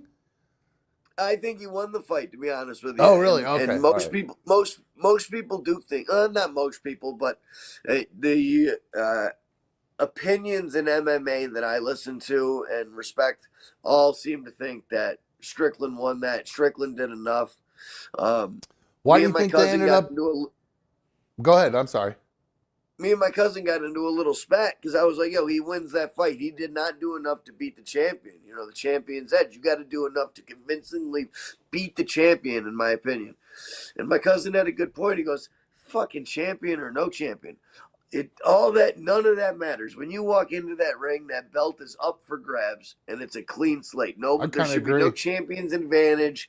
It should be a completely biased playing field. And he actually convinced me, so I agree more that way. But still, looking at the fight as a whole, I think that Strickland did enough. Dreykus' face was lumped up. He came out looking like a piece of cauliflower. Well, I actually have a video of him after what he looked like afterwards. Kind of an interesting video, in fact. Check this out. Here's Dreykus du Plessis post-fight. Oh. I don't know if you saw that there. I didn't see that. He laid a big, fat, wet one on his coach right there. I don't know if you guys see that Oh, there. yeah, lip to lip. Oh, big time. And apparently this isn't the first time that he and this coach have gotten fresh with each other. It's apparently a thing between the two of them. It's been going on for years now. Surprise me if his door swung the other way. Well, I guess it's apparently. And look at Daniel Cormier. It was Cormier, right, or Cormier, or Cormier? Yeah, Cormier. Cormier. How uncomfortable he is just seeing this. He's looking away like, okay.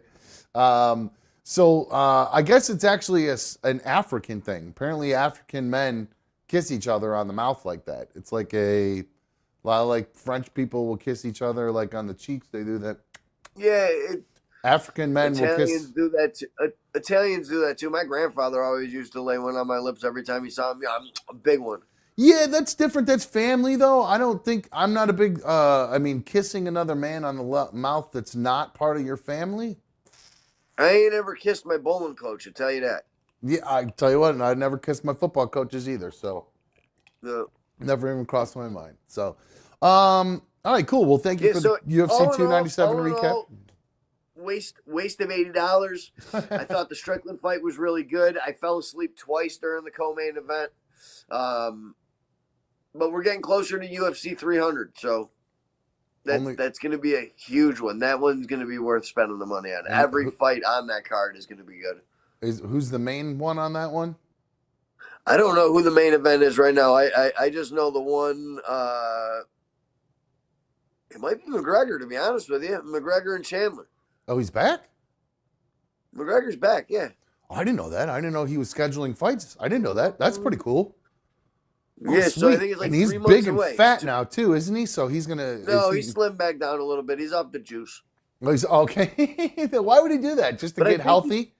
You think he did that to help his recovery go faster? He took a bunch of roids? Absolutely. I think he was HGH doing and all the roids? stem cells in the world, all the HGH in the world, all the anabolic that he could do, whatever you. Because dude, that's a horrible injury. Oh, yeah, his Nobody's legs ever snapped come in back half. from that injury and done anything really productive. Anderson Silva maybe, but he was never the same after it. Chris Weidman wasn't the same. It's happened to 3 fighters in the UFC, and none of them have ever come back the same. That was crazy. It was so gross when his leg snapped in half, man. It was Oh, and then he nuts. goes to And then step on it. Dude, it just the everything about it. The craziest part of that whole thing is him still shit talking that dude's wife, even after he snapped his fucking leg in half. The king of promo. He still shit talking. So King of promos, man. Somebody who is the complete opposite of Conor McGregor, I would argue, is CJ Stroud, quarterback for the Houston Texans. He's a godly fella, that CJ Stroud. I didn't realize this. There was actually a story last week that I saw about him that I never got a chance to get to. I guess he did an interview after, not this past weekend's game, but the weekend when they beat the Browns. I think it was. Yeah, and they edited his interview for the clip. It's weird. Yeah, here is the interview. I actually have the interview. Hopefully we can. There's a lot of stuff on it, so hopefully we won't get dinged for it. But here is CJ Stroud after the Browns game. Just watch the clip. It kind of speaks for itself. In your first NFL season and a record-setting performance for you, what does this moment mean? I mean, it's been amazing being in this city for as short as I've been. First and foremost, I just want to give all glory and praise to my Lord and Savior, Jesus Christ. I mean, it's been amazing. So there you go. There's the original versus the edited clip. Kind of makes no sense. Why cut that shit out? I truly have no idea. I don't understand what they would have to gain by doing that. Every athlete says this. It's like a joke. Brittany and I joke around about it. Like, what's he going to do first? Say we're no longer a Christian based. We're no longer a Christian based country. So we always we're including everybody else. She and I joke about what they're going to say first. Did we execute today, or are we going to talk about God first? It's one or the other. Usually God. Yeah, it's either God first, or you say we went out and we executed today. It's just one of those two. Usually is the first thing they say. And so he went out and he said the God thing. And so strangely, NBC decided to edit that out. I can't it doesn't matter if we're a Christian country or not or whatever. I mean, we are or we aren't. We're supposed to be none of the above. We're supposed to not have a national religion, or supposed to be a melting pot of all fucking religions. It shouldn't make a difference. It's so weird. I don't know if they did it because of what's going on with Gaza and Israel right now, and why even bring up religion. Maybe I don't know. Who the hell knows what these people are doing? They don't even know what they're doing. Whoever made that decision, really not too bright. I mean, it really was only going to cause problems for NBC. I mean, and it really, I didn't really catch much of the other big media outlets talking about it. But I don't. I'm assuming Fox would be all over this, but I didn't see Fox really talking about it either. I would definitely imagine that. Yeah. So here is CJ Stroud real quick, kind of commenting about his relationship with God. It's amazing. It's a blessing. One of my best friends back home, his name is Barron, and he always talks about your passion is greedy, but your purpose is for others. And that's something that he hit me with that my junior year in college. And since that moment, I'm like, man, that's how I want to live my life. I want to be at service, you know what I mean? And I've gotten a lot of great people who have reached out, and even guys after games, who just talk about how I mentioned God and Christ and things like that. And I always tell people it's not me, you know what I'm saying? It's him. It's nothing I can do to ever repay what the Lord has done in my life, you know, and I don't want to. I just want to act in what he's called me to do, you know what I'm saying? And I'm not perfect. I make mistakes every day, you know what I'm saying? But at the same time, I know the God that I serve is a forgiving and graceful God. And so that's enough of that. But no, I'm not a religious dude, but I have to give this dude respect for standing by his religion so much and just, you know, being. Absolutely. I think that's admirable. I really do. I mean, like, I'm not a religious dude, but people who are, like, he's doing it. Well, the way he's saying it, he's not like trying to, like, not saying I got to go be religious or whatever. He's just saying like it was, you know, worked for him, and he's not just working for himself. It's just that what else would you want out of a quarterback other than that kind of selfless attitude, like, but still enough moxie look how to go godly out. Phillip Rivers was. My God, they never censored him. Yeah, that's true, and he would go out and he run his mouth the whole time to everybody out there. So. So the Texans so that's CJ Stroud, he's quarterback for the Texans. That was against the Browns last week. This weekend they played the Baltimore Ravens. I actually turned that game. The DJ was so slow. Like I said, there were 30 people at this event. I DJ'd from 5 to 7. There were maybe it got up to maybe 8, 10 people at the most.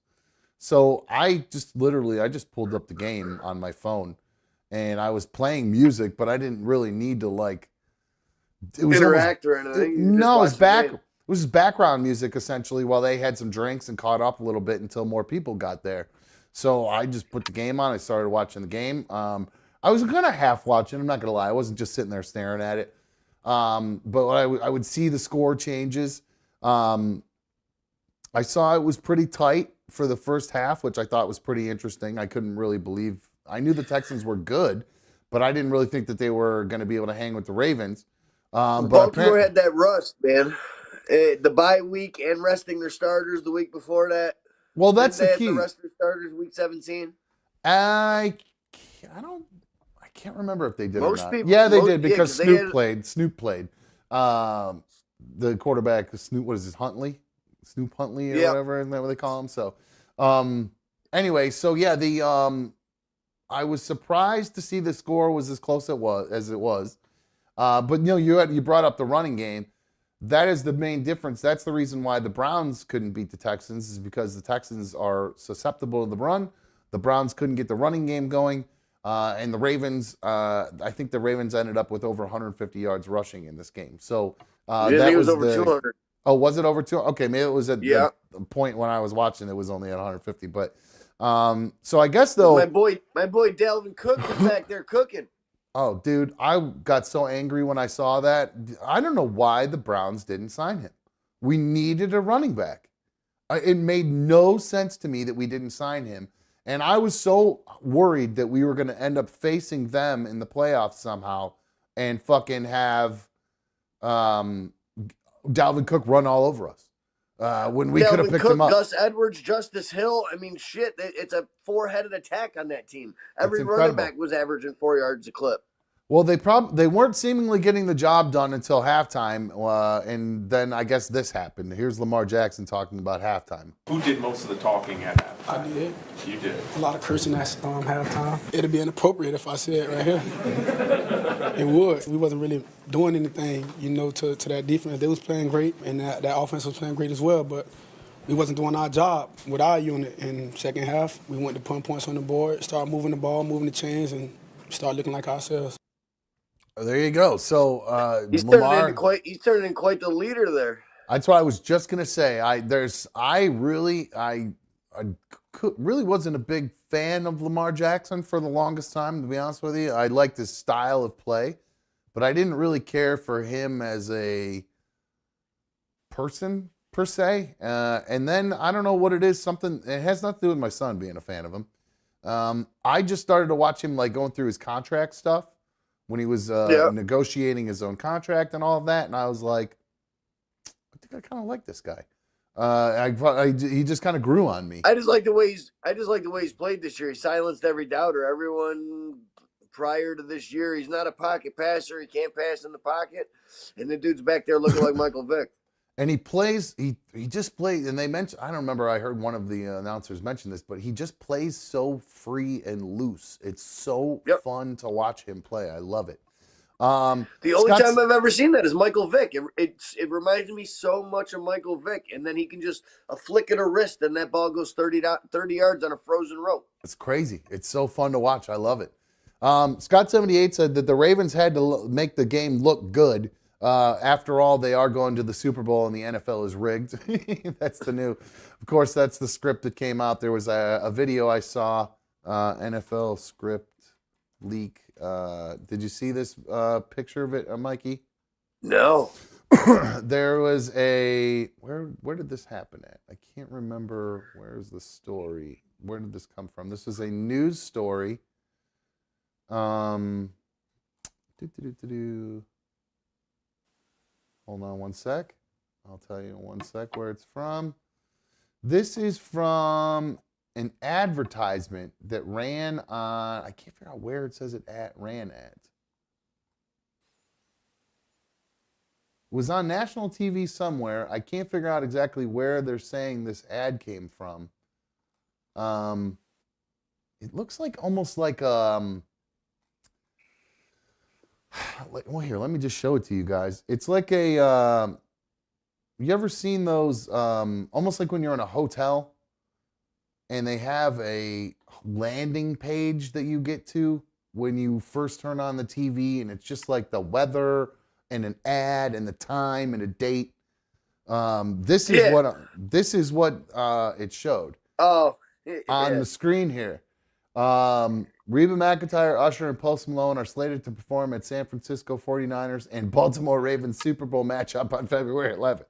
So I don't know who wrote that in there. Somebody had to type that in there. What do they know that we don't know? Did they get their hands on the script? Like what? Some dipshit just types that. You know, it's some guy who works in the newsroom. Hey man, it's the writing's been on the wall ever since that the Super Bowl logo came out. Yeah, that is true. I forgot about that. Let's see. So what are we in? Super Bowl 53? Yep. 50, I think 53 logo. All you have to do is type in logo conspiracy and ploop. Oh, that's everywhere. Good point. Let's see. Logo conspiracy. I think we talked about this before, but here's the current one. I just want to see what this one looks like. What? Oh. If you type in logo conspiracy, Mikey, it shows Freemason stuff. You have to put Super Bowl logo. You have to put Super Bowl logo. All right, so here's the image. Hold on one sec. Here's what you're talking about. This is the one that has all three of them from the last few of them, with the Ravens down and the 49ers down at the bottom. So I really thought it was Vikings Chiefs. Yeah, I know you did. I remember when you said that. I think we showed Yeah, this. I really thought it was Vikings Chiefs. Yeah, I think we showed that a few months ago too. But a fun thing as long that as happened. there ain't no blue on that fucking sign, that's all I care about. Get the hell out of here, Dan Campbell. We'll get there, don't worry. But before that, I do have a funny thing that happened after that Ravens game. Did you hear Roquan Smith come out and what he said? The linebacker for the Ravens. Here he is talking about his. You'll note he's wearing a cowboy hat, and well, here I'll just cut to it before I play it. You see, he's got a cowboy hat on, what looks to be like a snakeskin denim jacket, and just an old turtleneck. And here's what he had to say about why he's wearing that. Hey, Ro, guys who wear the black hats are feared or bad guys? Is this a role you're adopting for the postseason? Honestly, when I seen it in my closet, I actually supposed to wear it in Arizona with PQ, but I forgot my boots. So I had my boots at the house today, and then I was just like, hey, when I was thinking about it this morning, I'm like, hey, they are the Texans and they are the Cowboys, but you know, I got this hat on, so I'm daddy. I love it. I love it. So that's him. That defense flies around, man. I love them. They're so fun to watch, man. And I got to root for them the rest of the way. That's Shay's team. My son Shay, he's a Ravens fan, so I got to watch the rest of that. I got to go with them the rest of the way. But I got to tell you, the 49ers, well, I didn't see much of the game against the 49ers and the Packers. So because I was happened when I was during the event. Partying was happening, and then I had to unload and drive home, and I think I put it on while I was driving home, but I'm too attentive to the road to look at what's happening. I was listening to it, and I can't remember if I saw it in the car or when I got home what happened with Jordan Love at the end, but I saw at the beginning of the game, Brock Purdy was dealing with, I saw it was pouring there. It was absolutely pouring. And Brock Purdy couldn't figure out what he was going to do. He was taking the glove on. He was taking the glove off. Yeah, every series was different depending because it would rain for one series and it wouldn't rain for the next series. Then it would rain for a series. The internet has been tearing him apart. Of course they are. Because of his poor play and some pretty inaccurate passes, I guess. But there was some pretty funny. Did you see the video of his entrance? The people were no giving him a little bit of a hard time for his fit before the game.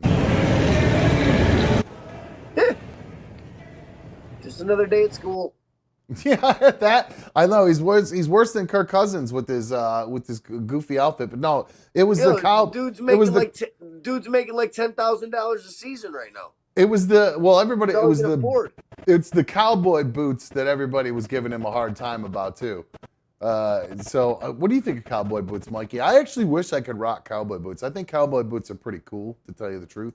I wish I could rock cowboy boots. I mean, it is what it is. Somebody can either pull them off or you can't.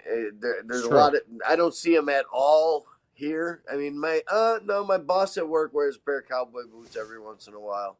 There is there's one person who, speaking of that Packers game, couldn't really watch it, but there is one person who, I got to tell you, this guy, I would be very conflicted if I was this guy.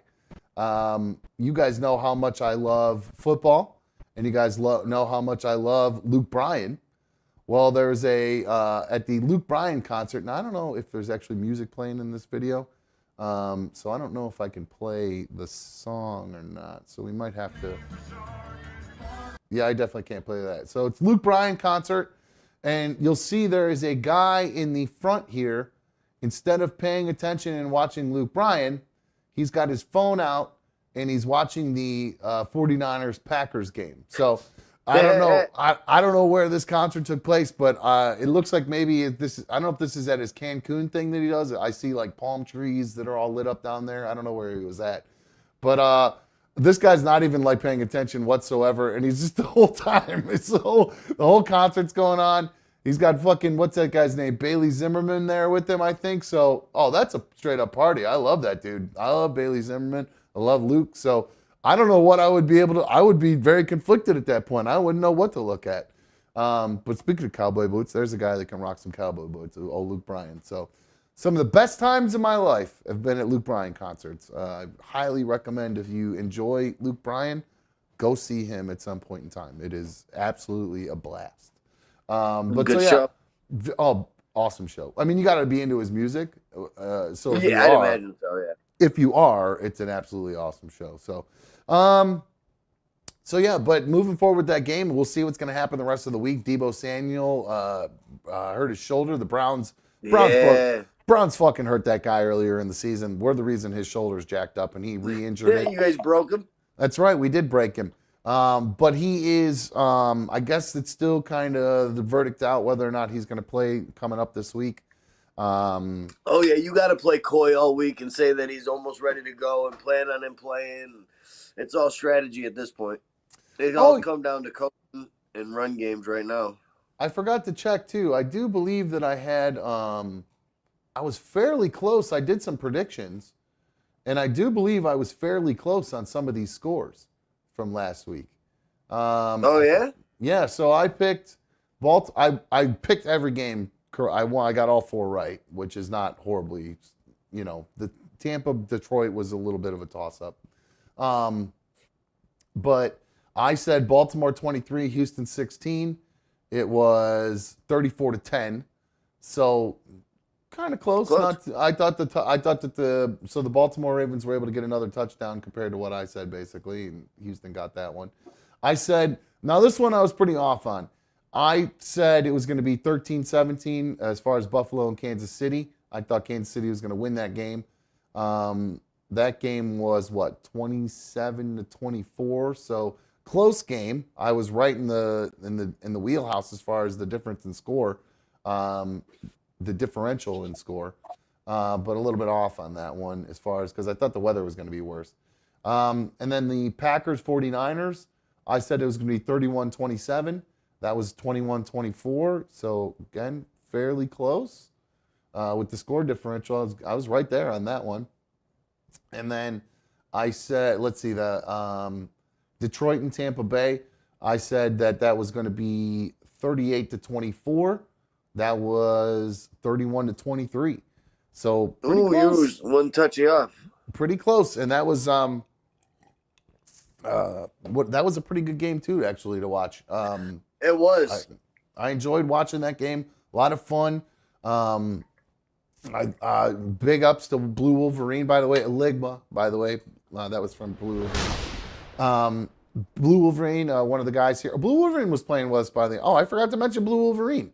Yeah, that was the other one. What an idiot! I totally forgot to mention him. He was gaming with us the other night too, and he was kicking ass. I would say him and Pat Wu and Dankus Cow were up the top as the best. But I'm sure he's feeling good right now. His Detroit Lions have won their second playoff game. They're going to be hosting another playoff game this week. They took down the Tampa Bay Buccaneers, and I would argue by the end of the game, fairly convincing fashion. They kind of were starting to roll at that point. Baker tried to have a little bit of a comeback. Then the Lions ended up having that 3-and-out towards the end of the game, and so you saw, okay, maybe Baker's going to be able to cook something here. A minute and 15 seconds and a timeout. Baker comes out, throws the ugliest interception I think I've ever seen him throw. I don't know what he was thinking throwing that football right there. It's the same thing with that, and then the Jordan Love interception. Oh, I forgot to bring that up too. That is what I couldn't remember. Across your body, 40 yards down the field, cross field. Like, what the fuck are you thinking? Yeah, live to play another down, throw it away. Bad play. But again, you know what I mean? Live to play another down. We'll talk about that again in a minute too. Yeah, big time. The Lions game was great. I enjoyed that one. A lot to watch there. There was a pretty funny thing that happened to a Lions fan. However, it didn't happen at the game against the Buccaneers. It happened at the Bills game, which is kind of weird. For whatever reason, the Bills, maybe they were looking forward a game. Because they took a Lions fan, the Bills Mafia took a Lions fan, and this is what they did to him.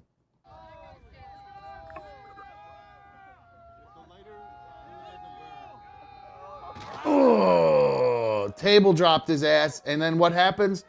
His butt caught on fire. Yeah, I love the fucking inflatable arm man dance he's doing. Can you rewind that? How does everybody not stop, drop, and roll?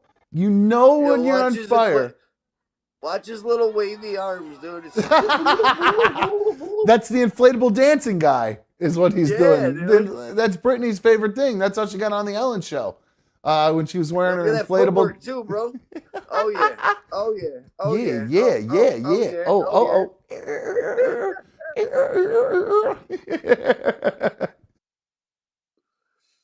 So yeah, his ass was truly on fire, though. You can tell. I mean, how do you not stop, drop, and roll? It's just, that's what you do. We saw. I don't know if you saw last week, Mikey. There was a Bills fan who caught on fire doing the exact same thing. And everybody started chanting to him, "Stop, drop, and roll! Stop, drop, and roll!" Do you not remember that when you learn fire safety? That's the first thing they teach you. First thing you know. So speaking of the Bills Mafia, they were up to no good again. Well, I'm not even talking about the Bills yet, Mikey. I'm just talking about Bills Mafia. We're still talking pregame here, when one of the coolest things that probably could have ever happened, even though he's not a Chief or a Bill, he showed up in the Bills Mafia tailgate. Jason Kelce shows up in the Bills Mafia tailgate and looks like he either drinks a beer or does a shot or something out of some dipshit's Chance's mom's bowling ball. Yeah. There you go. So who knows how many fingers have been in that fucking bowling ball over the years? It's so gross. But I love Jason Kelce, so big ups to him. Jason Kelce was the highlight of that whole game yesterday. With yes, he was 100%. Let's see. You know he was loaded. Oh, yeah, this is one of my favorite parts right here. I got plenty of Jason Kelsey for you guys. I saw all the ladies in the chat were getting all worked up about Jason Kelsey's dad bod. Here he is, cheering and screaming like a maniac. It's kind of a far out view, but there he goes. He jumps out. He's a massive human being. I got to say, though, here, I was showing another shot of him. Chugging beers, jumping in and out. Now, there was an instance that's caused a little bit of controversy, actually, when he jumped out at one point. He ends up jumping out. Yeah, he ends up jumping out. And, well, you know who else was in that suite, of course, was Travis's brother's girlfriend. Kelsey. Yeah, well, their mom, but Travis's... Brittany Mahomes? No, not Patrick's girlfriend, not Patrick's wife. Travis Kelsey's girlfriend. That's right. Tay is in the suite, and Jason Kelsey, being the most awesome dude that he is, he decides that he's going to. He goes, oh, you know what? There's a little girl here with a sign for Taylor. I got something for your ass. Taylor won't come over here and talk to her. Okay, let me just climb out here with my Timbos, no shirt in negative 15 degrees. I gotta be honest with you. If I was about 50 pounds of muscle more, that's exactly what I would look like. Literally, with the shirt off, that's exactly what I look like, just flabbier. Like shoulder width, like that's exactly what I would look like if I gained weight, muscle weight, and lost fat. That's exactly what I would look like. He looks like he does the Bert Kreischer and edges up his chest and stomach hair to make his chest more pronounced, though. Oh, okay. Well, you got to do that when you're a big guy. I do the same thing. I cut abs into my stomach hair. Because it just kind of lays a little bit nicer that way, and it really does give the appearance of abs. It's crazy. So yeah, I'm telling you, if I lost about 20 pounds of fat and put on 50 pounds of muscle, that's exactly what I'd look like. But I'm never going to look like that. Here we go. Dad bod in full effect. So he grabs this little girl random out of the crowd, and he says, gets a little, ooh, that was a little extra pat there. That was kind of weird. Did you see that? Oh, stop it. No, I'm just kidding. No, it was actually the opposite. He was trying to avoid putting his hand on her butt. Yeah. So a little picture moment here. Pretty cool of him to do that.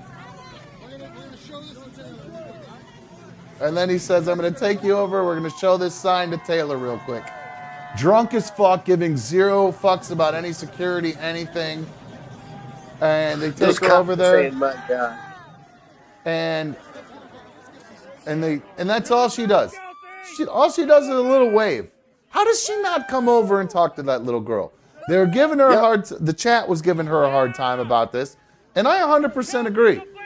And I like Taylor. I'm a Taylor fan. I really like her. But I got to tell you, that was kind of shitty of her not to come out or come over to that little girl, at least take a picture, something. And I got to be honest with you, I don't think that Jason Kelsey's wife likes Taylor Swift very much. I've seen pictures of them together, and I don't think I can't remember what her name is. I don't think they get along. I don't think they're cut from the same cloth. Yeah, just like I don't think Brittany Mahomes and like Jason Kelsey's wife probably get along very well. The two of them, though, I think Brittany and I think I got it. What do I got? Brittany and Taylor here. I think. Yeah, there you go. Here's Tay and Brittany. And the best my favorite part of this clip right here is Jason in the background. This is so great. Just him still in there shirtless, just chugging. Just look how tiny that beer looked in his hand, by the way. I know, it looks like they're mini cans. Jesus Christ, that's a giant human being right there. I'm not even looking at the super mega star in the front and the other quarterback's wife. I'm looking at the half-naked man in the back, fucking Yukon Cornelius back there chugging Bud Lights. But hey, what a fucking football game that was, though. I tell you what, those two teams put on a show. I I was. I feel bad for Scott78. Is he here today? I thought I saw him. Yeah, you just read one of his comments. Did I? Okay, cool. I don't remember, to tell you the truth. I try to keep up, but I can never remember. Well, what a great football game. It started off like, I don't know, like it was kind of maybe going to be a defensive battle at the very first start of the game. Then it started. First half of every game was really like slow moving a little bit, but the second half of every game was like, man, let's go. We got some offense happening here. So yep. That was great. So it started to become a little bit of a shootout of the two going back and forth, the Chiefs and the Bills, Mahomes, Allen, back and forth. Then, inexplicably, Sean McDermott, the coach of the Buffalo Bills, decides on, I believe it was 4th and 3, decides on his own 30-yard line to go for a fake punt. Now, there's the kicker. There's the kicker part too. Give the ball to Damar Hamlin. Well, there was a lot of speculation that because the Chiefs only had 9 men on the line and one guy in back, they have 9 men. They were short a guy. He had 9 on the line and one guy back, so they were short a player on the field. So a lot of times in a punt situation, that's an automatic check down, and they will do a fake if you know you have the numbers on the line because you have more people than they do. Yep. You're 10 versus 1 basically, or you have an even number, whatever. So you have the numbers there to potentially get the first down. It did not happen. They went for it, and for whatever reason, I don't know if they were going for a like Hollywood moment by giving the ball to Damar Hamlin, the guy so those of you who don't know, it seemed like to me. Damar Hamlin is the guy who almost died on the football field last year. He had the miracle comeback. He didn't play at all this year. He was not that well known or that great of a player. He was like a practice squad player. The only reason he's still there is, I think, for like the nostalgia reason. It's like the you can't cut him. That would be the worst PR thing in the world. The sick girlfriend that you can't break up with because she's sick. Exactly. They're stuck with him. So then I think they thought in some sort of hero moment, they'd give him the ball. He'd be the big hero of the team, and it would be a great moment. They get the first down, and they go on to win. Instead, the coach, after the game, after they failed, he said, I just felt like we were having a hard time stopping them. I wanted to be aggressive. Then go for the ball. Go for 4th down with your fucking 6'5" quarterback who can run the ball 3 yards with his eyes closed. What a stupid play call. Hand it to James Cook. I mean, the guy's averaging 4 yards a carry, 5 yards a carry. Now, I know you're a Josh Allen hater. You got to give that guy props. The guy's a baller. I can't hate on the dude for that. That game yesterday was outrageous. He played so well. He did, but he blew the game for them at the end as well. He don't need to be going for them touchdown passes on that last drive. No, I disagree. That guy was wide open. He had a minute 47 left. It was back-to-back plays where he went deep too. You go back and rewatch those plays. He's got Dalton Schultz or whatever the hell his name is, Knox. They're wide open before he goes for the Shakir pass. If only the one that Shakir didn't catch. You're saying, or yeah, okay, on that last drive. If only he'd have thrown it to Dawson Knox and gotten me 8 more yards for Dawson Knox, because I would have won $250 or $200 on a bet. They'd be going to the Super Bowl. I'd be riding it. So, but no, they'd be in the Super Bowl. Down. They'd be in the Super Bowl if Stephon Diggs could catch a football. That would be them. I got to tell you, that fucking guy ran his mouth nonstop since he's been in Buffalo. He has been nothing but a headache for that team. And then for the last 6 weeks of the season, he's been a no-show. Then he has the opportunity, finally beats a guy. Josh Allen throws one of the most incredible fucking football throws I've ever seen in my life. I cannot believe that throw he threw. I mean, threw the ball 70 yards on a rope. On a rope. I mean, it almost didn't arc. It just was that far, that fast. It was unfucking believable. I'm watching this thing going, well, they're going to the Super Bowl. I was like, that's it. They're going to get this. It's going to be a backbreaker. That's it. No. He drops the ball. It goes right through his arms. He's only got one miracle catch in his life in his body, so he already gave that one to Minnesota back in 2017. Sorry, guys. Well, he pussed out then too, and Josh Allen was sat there, and I watched that poor guy answer questions after the game from the media, just fucking wanted to slit his wrists. And then Stephon Diggs couldn't be bothered. Just left after the game, wouldn't talk to the media. I saw a picture of Stephon Diggs standing on the Chiefs field, you know, that one famous picture from after they lost? Yeah. And it says Stephon Diggs been standing here for 4 years. Here it is, actually. Here's that picture you're talking about. This is what, from 4 years ago, right? Yeah. 4 years ago, him watching the Chiefs win the AFC Championship, right? Yep. So, having said that, now the Bills have been in the playoffs the last 4 years. They've now gone out the last 4 years. And there are now talks that Bill Belichick might be coming around to take Sean McDermott's job, because it seems as though... That's not going to happen. Well, it seems he's going as to though Atlanta with Kirk Cousins. Atlanta, the front office doesn't want him. The ownership likes him. Unless ownership is going to wipe out the complete front office of the Falcons, Bill Belichick will not be there, because Bill Belichick has a history in the past with one of the people with some of, I can't remember who it was. Falcons, Belichick, beef.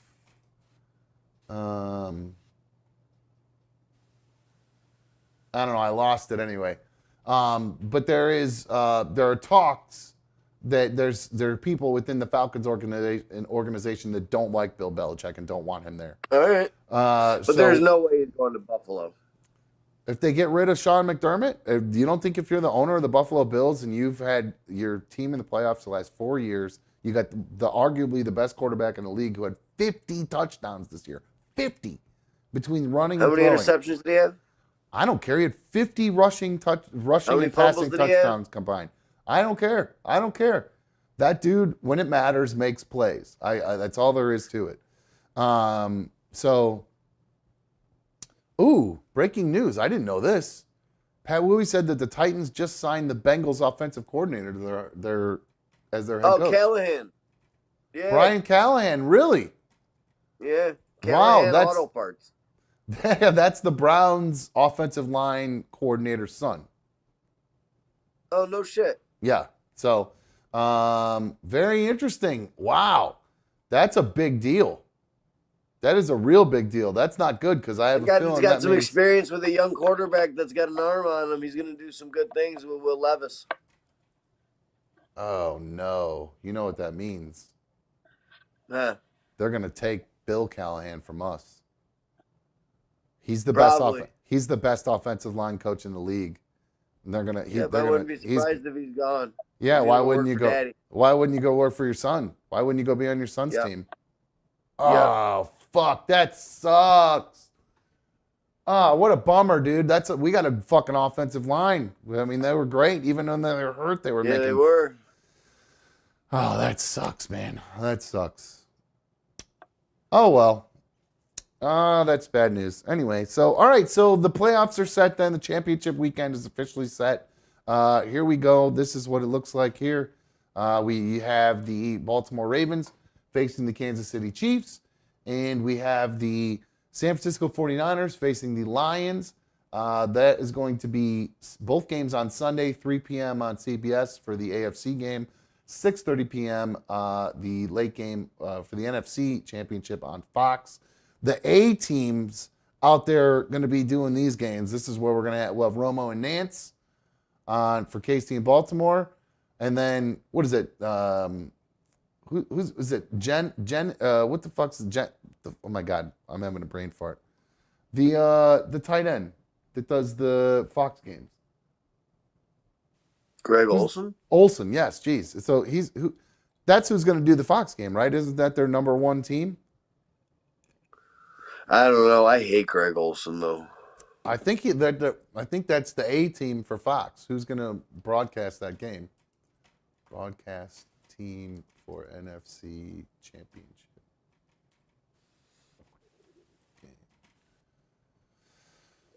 Yeah, Kevin Burkhardt and Greg Olson. Oh, so, oh wait. Yay. Yep. So that's the usual. That's who it's going to be. So I actually don't mind him. I think honestly this will be the last football game we see him doing probably for a long time, because word is that Tom Brady's going to be taking over his spot next year as the lead commentator for Fox. So. Yeah, so that should be. Wonder how much I'm curious to hear his knowledge and how he's going to be on camera. Oh, it's going to be awesome. We think Tony Romo's good. Oh my God, dude!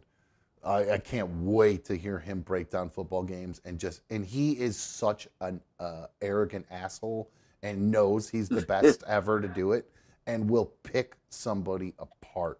He will literally take a quarterback. I hope he brings that. Just the little things he's going to talk about quarterbacks. He's just going to go, why did that quarterback put that ball on his back shoulder when he should have dropped it down by his hip, or whatever? Why Yeah. Like, so the quarterback or like somebody will be like, I don't know who, Burkhardt will be like, oh, great back shoulder throw, and Tom would be like, actually, that kind of stuff. Yeah, like he'll actually physically correct the other guy. That's what I expect out of him. At least that's what I hope we get. Is his kind of GOAT attitude about being able to pick apart a game. Like, I think it'll be better than Peyton doing it, all that stuff. I can't fucking wait. So, all right, guys. So we're all set for the playoffs here this weekend. I can't wait. I'm going to be able to watch them all because I'm off Sunday. So looking forward to that. I'll put a couple bets in. We'll do our picks. Oh, yeah. Mikey's back, baby. Well, you said like you won. 150 this weekend. Good for you, man. Congratulations. That's great. So we'll do our picks on Friday, because I think you mentioned we're going to aim for you coming, hanging out Monday. You have the JLR schedule, Monday, Wednesday, Friday. Works for me, man. So then we'll Friday night we usually do the gaming show. If you do any other gaming shows during the week, I could probably hop on after 9. All right, so Thursday, we'll just save our picks then for Friday, and we'll probably do like a short main show, and then a gaming show afterwards. So, all right. So, all right, cool. Mikey, love you, bro. Good to have you back. Looking forward to seeing you later this week, dude. All right. Peace. Yep, see you, bub. Alrighty, guys, that is going to wrap things up for us tonight. I do owe a quick thank you. I believe I missed the superfan donation. Oh, no, I didn't. I already said Ligma for Blue Wolverine. So there you go. To everybody who has come and hung out tonight, thank you. You know how much I love having you guys stream on my tube. It feels so good having you guys on my tube. Thank you so much. We'll be back live tomorrow with the main show at 7. If you have not hit that thumbs up, hit the thumbs up on tonight's video. If you're new to the show and you're wondering why you can't join the League of Dummies, our chat here, it's because you have to be subscribed. About 10 minutes, subscribe, and then about 10 minutes later, you will have access to the chat, and you can tell me how bad I am at whatever, or how right I am, or how handsome I am, or ugly, or fat, or how I don't look like Jason Kelsey, or how whatever. I'd love to hear from you. So don't forget, you can follow the show at Another Dumb Show on Twitter and X and TikTok. I'd love to gain some more followers over there. If you see something in the news or a video or something like that, you can always DM it to me, or you can always email the show. I'm not getting as many emails as I had in the past, so I'd love to hear from you guys. anotherdumbshow@gmail.com. If you're watching after the fact, you're not watching live, that's a great way to kind of get your comments in, either through you can put a direct comment right on the video, obviously, or you could just send it to me at anotherdumbshow@gmail.com. So that's going to wrap things up for us tonight. Oh, I had one last thing I was going to say, but I forgot what it was. anotherdumbshow@gmail.com. That's it. Okay, that's it. That's all I got for you. All right, I'll see you guys tomorrow night at 7. I'm out of here. See you.